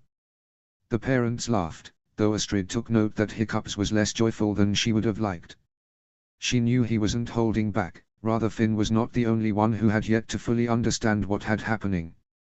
And she knew it was only a matter of time before Hiccup's resolve finally broke. After Finn's outburst, Hiccup had informed the council and other members of the tribe that he would be taking the subsequent day off to go through his father's things and spend time with his family. Ordinarily this would not have been allowed, but, as most of the village had seen the incident with Finn, no one had the heart to stop him. The next morning, Hiccup used his children's excited gabbing to Lotus and Gobber about dragons and sword fights as a distraction from walking up the hill to his old house. Astrid held his hand tightly in hers, knowing that he was in fact dreading walking through the house. His face still held that blank emotionless look, but she had a feeling, and a secret hope, that this would crumble his resolve. It was a necessary thing that needed to happen soon. It was 2 weeks after Stoic's death and he still hadn't cried. The couple walked up the wooden steps and paused in front of the door. Hiccup tried to tune out his children's conversation and focus on the here and now, what he was about to do, but something held him back. A sudden fear gripped him, preventing him from opening the door. But then a light squeeze from Astrid's hand broke the spell and he pushed the heavy oak door open. Hiccup paused just inside the door, taking in the familiar look and smell of his childhood home. The stone furnace at the hearth, the wooden staircase leading up to his old loft bedroom, the old ornate shields and weapons hanging on the walls, all of it spoke of familiarity. The only thing it lacked was the tall, vast form of his father sitting in his chair on the other side of the room. The spell was broken when Adriana suddenly screamed, making him whip around, but a grin was on her face as she fled into the house. Finn was on her heels with the frog in his clutches. "Finn, don't you put that in her shirt like last time." "I won't," he yelled over his shoulder to his dad as the kids tramped up the stairs, heedless of the racket they created. The four adults stood silently before Gobber sighed heavily. "Well, let's see what we can find." Lotus joined him as he hobbled across the room toward some bookshelves. Astrid kissed her husband's cheek before walking toward the kitchen area to peruse through Stoic's remaining food and cooking items. Hiccup looked around dumbly, taking note of the layer of dust covering everything in sight. It bothered him, but that pit in his stomach remained unmoved. Even after 2 weeks, he still felt nothing. Moving to a trunk on the far side of the room, he wondered if something was wrong with him. He opened the trunk, his thoughts again running rampant of the possibility that he had lost something when he got the news of his father's death. Surely he should have cried by now, right? Even better, he should be at least feeling something by this point. His thoughts tapered off when he came across a thick leather-bound book lying underneath a few extra tunics. He lifted the book and opened the first few pages curiously, surprised to find dried poppies. He was confused for a few moments, wondering if maybe they were his mother's, but then he smiled a bit, remembering the first time Stoic had been dubbed Poppy. He couldn't believe such a big strong man would save the flowers his nearly 1-year-old granddaughter had woven into his beard all those years ago. He placed the book by the door, thinking that Adriana would want to keep it. She had looked so proud of handiwork when Stoic had dropped the twins off. The man had looked completely ridiculous with poppies all over his beard, but it hadn't mattered to the tiny girl with whom he was so enamored. He looked upstairs to his old bedroom, which was now filled with the sounds of his children running around and making a lot of racket. Stoic had moved into it when Hiccup had gotten married. Thornado occasionally slept in it, but he wasn't there now. In fact, the Thunderdrum hadn't been seen since the funeral. Thinking that he would need to break up an inevitable fight between his children, he walked up the stairs, the others at his heels. Finn had finally let the frog go and was watching Adriana hop onto the bed to get away from it. He looked thoroughly pleased with himself. Astrid stepped forward and caught the frog, taking it downstairs to let it go. Finn looked slightly peeved at first but soon decided it wasn't worth fighting. "All right, you two, calm down," Hiccup said, a tiny smile on his face. He walked up to the bed and lifted Adriana from it. "Addie, would you go see if Poppy left anything in the closet that we might want to take home?" The girl nodded and trotted over to the closet, Finn following closely. Now that the children were distracted, Hiccup got on his knees next to a nightstand and pulled open a drawer. He vaguely heard Astrid come back into the room and go over to a pile of fish bones near the door, no doubt left over from Thornado's most recent late-night snack. "Oh, here it is," Gobber said from the other side of the room. "Should have figured he'd hide it here." Hiccup turned around to find Gobber extract a large book from a dresser drawer. "Right with the clean skivvies. I guess he did take my advice after all." Hiccup raised an eyebrow at this implication but decided he really didn't want to know. Astrid turned to look at the book and her eyes widened. She had only seen it once before, had completely forgotten about that day, but there it was. What was once an empty book cover was now filled with papers carefully bound together. The cover of the book was black with silver lettering. Stoic had even painstakingly painted the sides of the book silver so that when it was closed, it shined and stood out from the other books. She had no idea he would be this thorough. No wonder it had taken 5 years. "What is it?" Hiccup asked after a few moments of silence. "I've never seen that book before." "That's because he hid it from you. Wanted it to be a surprise," Gobber said, still staring at the book in his hand, impressed with its intricate detail. "Finished it the morning he died. I don't even know how long he was working on it. 5 years. Astrid supplied. I saw it a few days after he started. He told me to keep it a secret and I was pregnant and distracted so I just forgot. Hiccup wasn't paying very much attention to anything anyone was saying. He had his eyes fixed on the book. The last gift he would ever receive from his father. He didn't even know what it was yet but his heart was pounding.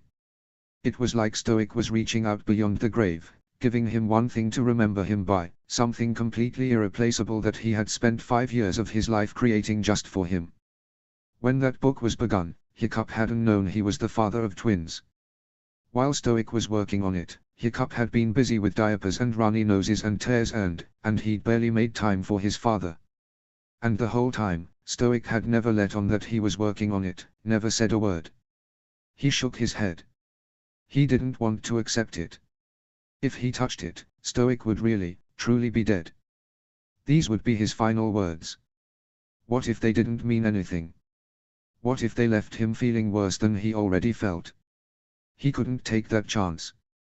Lotus sensed something and immediately walked across the room to where Finn and Adriana were watching with mild interest, the closet's contents forgotten. Come on, you two. Let's go look around downstairs, she said, helping both children up and gripping their hands. As soon as the door shut behind them, Gobber stepped forward. He wanted you to have it, Hiccup. He was looking forward to giving it to you. Hiccup sat down on the bed and shook his head. I can't, he said. The ball of emotion deep within stirred slightly.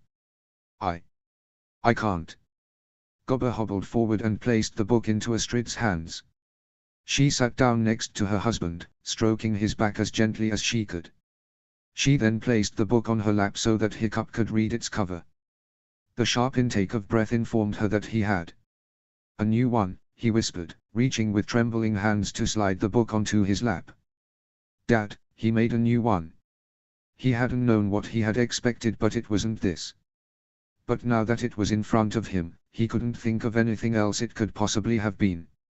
Stoic had seen him scribbling notes into the old one, watched him cross out inaccurate information and squeeze in corrections.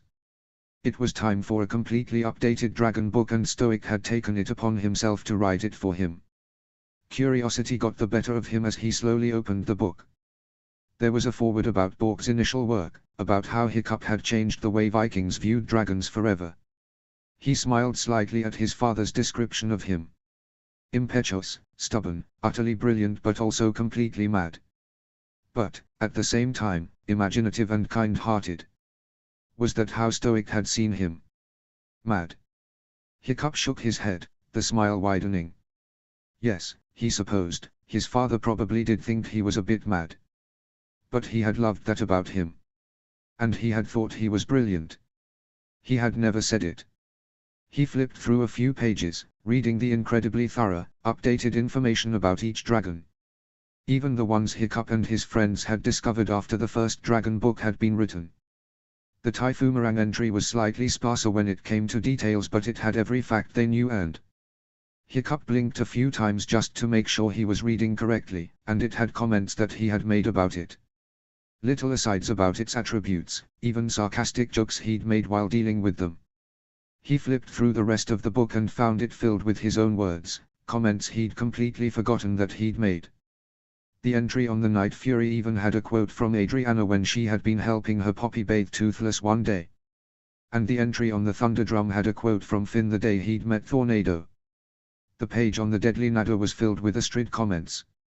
It was like Stoic had written down everything he and the others had ever said about each dragon and put them in as little asides and jokes, making the book much more interesting. He had even included space for additional comments for each dragon and blank pages at the end just in case they ever found a previously undiscovered breed or class. As he skimmed over some of the last pages, the words became very blurry. He felt like the emotional ball in his stomach had burst. Everything was flowing upward, causing his eyes to burn more painfully than ever before. He quickly shut the book, not wanting to smudge any ink, just as a tear finally made its way out of his eye. Astrid tightened her arm around him and placed her other hand on his arm. Tears streamed down his face. He was proud. Hiccup whispered shakily, his whole body trembling. He was really proud. His back hunched over and he finally slid to his knees on the floor, his shoulders heaving with sobs that he was finally able to release. He clutched the dragon book in both hands, hugging it to his chest. How he wanted to hold his father one more time, to thank him for everything, to tell him how much he loved him and how much he had meant. But he couldn't. All he could do was hold the dragon book and let out every little thing he had felt. His face was wet with his tears, but they continued to pour out of his eyes like a waterfall, dripping onto his lap. Astrid got down on her knees next to him and put her arms around him. He felt another hand on his back and knew that Gobba was doing his best to comfort him, even though there really wasn't much anyone could do. He heard a coo and felt Toothless gently brush against his back. But nothing could make him stop now that he had started. His heart was pounding against his ribs, it felt like it had been squeezed tight over the last 2 weeks, but it was finally loosening up as he let out everything he had been feeling. "Dad," he whimpered, his knuckles growing white, his shoulders getting tired from the heaving sobs he couldn't stop. "Dad, Dad. I'm sorry." Astrid knew there was nothing she could do. Her husband had only cried this hard once before and she had been powerless then too. All she could think to do was to hold him as tightly as she could and hope that the tears would run out eventually. While he had been screaming and sobbing loudly the first time he had broken down like this, he didn't do that this time. His crying was silent. Somehow, it was even more heartbreaking to hear him hold back the howls of misery she knew must be stirring within him. But she knew he was doing it for the children downstairs. Even in his anguish, he was putting them first.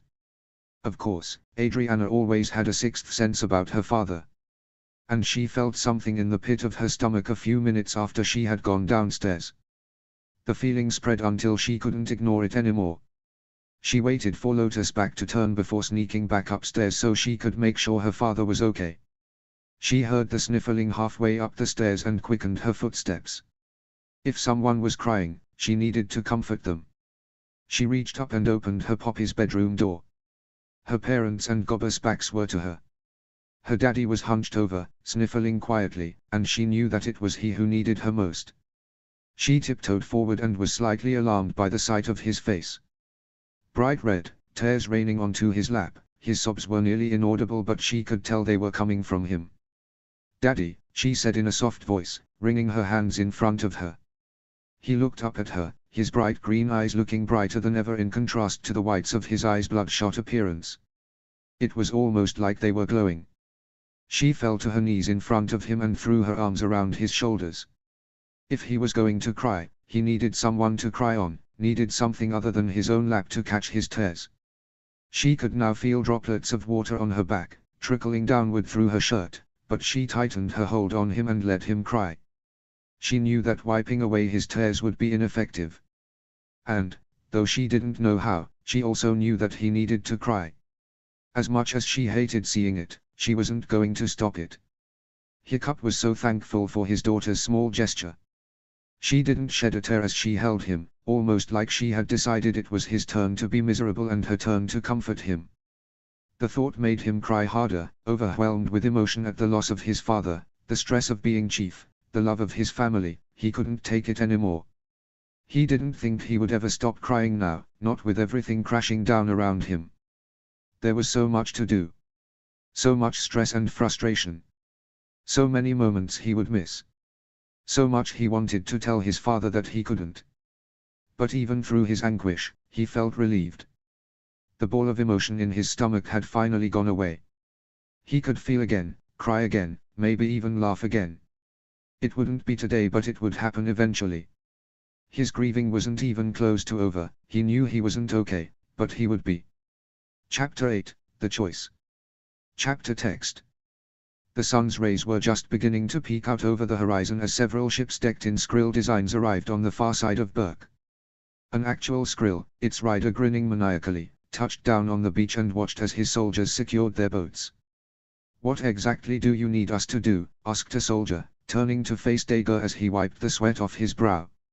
"Stay out of sight for now," Dager replied, pulling out a black cloth from his belt. "And hand me the maps and law books. I need to double-check." "We've been double-checking all week, don't you think?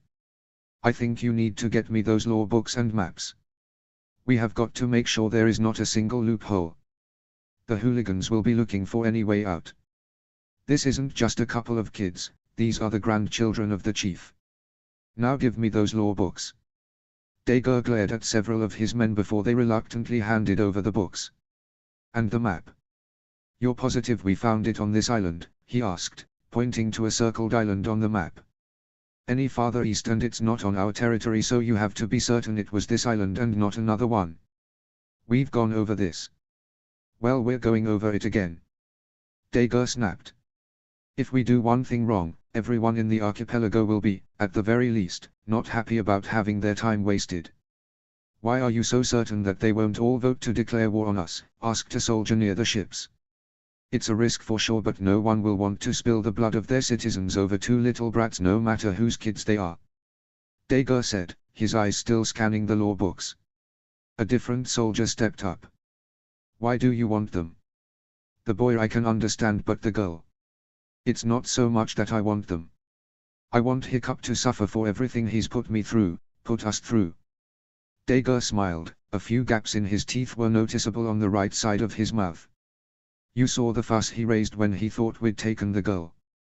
Imagine the fuss when we take them both and there's nothing he can do about it. The door to the master bedroom flung open and the pitter-patter of two small feet flooded the room. Finn leaped onto the bed by his parents' and sister's feet, jumping on top of Astrid and shouting, "Good morning. Daddy. Wake up." No. Hiccup moaned, burying his face farther into his pillow. Astrid sat up on her arm with a smile, watching as Finn climbed over and pushed his father's hair away from his ear. "Wake up, Daddy." "Ow, Finn." Hiccup whined but sat up. He twisted halfway around, unable to flip over due to Adriana lying dangerously close to his back. He yawned and stretched, willing himself to wake up. He shook his head around, his bed hair flopping in all directions. Adriana giggled sleepily. "Daddy, you need a haircut." Hiccup gave her a small lopsided smile. "No, I don't. Daddies don't get haircuts. But you have so much. See." The little girl pushed her hands into his hair and lifted handfuls of his dark hair off his head. Hiccup smiled wider, which didn't reach his eyes. "Yep, I have lots of hair. But not as much as your mommy. You should see her hair when it is out of her braid." "I know, I have seen it." Adriana conceded. "It's okay to have lots of hair if you are a girl. But you aren't a girl." "Oh, I am glad for that revelation. I wasn't sure for a minute there." Hiccup laid back on his pillow, smiling a little when Astrid whacked his arm with her hand. "Daddy, do you have to chief today?" Finn asked from Astrid's lap. His eyes were fixed on a hairpin in his chubby fingers, its ends he pulled apart in fascination. Hiccup breathed a laugh. "No, I don't chief today. I get to stay home with my family all day." "Yaari!" Finn shouted at the top of his lungs, raising his hands to the ceiling as he rejoiced. Hiccup grinned and sat up, holding Adriana in his arms. He kissed the top of her head and made eye contact with his wife. He had decided to take an additional day off since the previous one had been marred by the bittersweet memories the family had faced while going through Stoics things. He was almost thinking about simply taking every day off until the twins' 5th birthday, which was now 3 days away. He knew it probably wouldn't be wise, but Horst could handle the chief's duties for a few days, couldn't he? Better him than Gobber, that was for sure. Eric's sister still was legally named Magnus no matter how many times the Larsens had tried to change it. Finn and Adriana seemed to have decided to honor Stoic's memory by making the most out of their lives while they still had them. Adriana still had frequent nightmares, which was why she was still sleeping in her parents' room, but Finn's delayed grief had caused him to be a bit unpredictable since he had finally accepted what had happened. Most of the time he was back to normal, but once in a while, he seemed angry and irritable for no real reason. Not this morning, however. This morning he seemed positively ecstatic. "What are we gonna do, Daddy?" he asked, smiling widely and hopping off the bed. "Well, I was thinking we could go to a council meeting together." Hiccup grinned at the look of horror on his son's face. "Or we could go on a picnic." "I think we should go on a picnic," Adriana said thoughtfully, attempting to smooth out her wild hair. "Meetings are boring." Hiccup ruffled her hair, effectively ruining her minimal progress at taming it. Yeah, I think so too. I just thought that if the council saw your big, sad eyes, they wouldn't make me go to so many of them. Astrid pitched her pillow at her husband, whacking him on the arm. He merely rolled his eyes and threw it back at her. Finn and Adriana exchanged looked. Grown-ups were so weird. If we're going out for a picnic, we should probably get the food ready now, said Astrid, swinging her legs over the side of the bed. Anna, you should get to work on that hair. You don't want to scare people away. My hair's not that bad. Adriana protested, her cheeks turning slightly pink. Nah, it's cute. Hiccup affectionately tugged on a few strands. You know, in that scary kind of way. Adriana frowned and immediately ran into her room so she could fix her hair in front of a mirror. Astrid chuckled and followed, figuring that one of them had to take mercy on the girl and Hiccup was too busy poking fun at her. Picnic preparations didn't take long. Hiccup and Astrid packed the most basic ingredients into a basket and grabbed a spare blanket out of a closet. Their daughter's hair was now neatly brushed, her headband in place. It had taken a while to wrestle Finn into a different shirt. If it were up to him, he would wear the same shirt every day, but the family was finally ready to face the village. Since Stoic's death, the people in the tribe were more likely to go out of their way to wave to the Haddocks as they passed by. Adriana loved to wave back and sometimes compliment each person she came across, but this seemed to annoy Finn quite a bit. He seemed to take each greeting as almost insulting. They were only being nice because now his daddy was chief and, in the distant future, he would take over. He didn't want to be reminded of that every day. He scowled and kept his eyes on the ground. Let's pick up some fresh bread before heading out to a field, okay? Hiccup said to his family, who all nodded in agreement. Finn shuffled his feet as he walked into the bakery. He was usually excited by the sweet smells around him, but today, like every other day since Stoic died, he was feeling irritable. He barely noticed Olaf Larsson who, since the cave-in, had been reassigned to the bakery.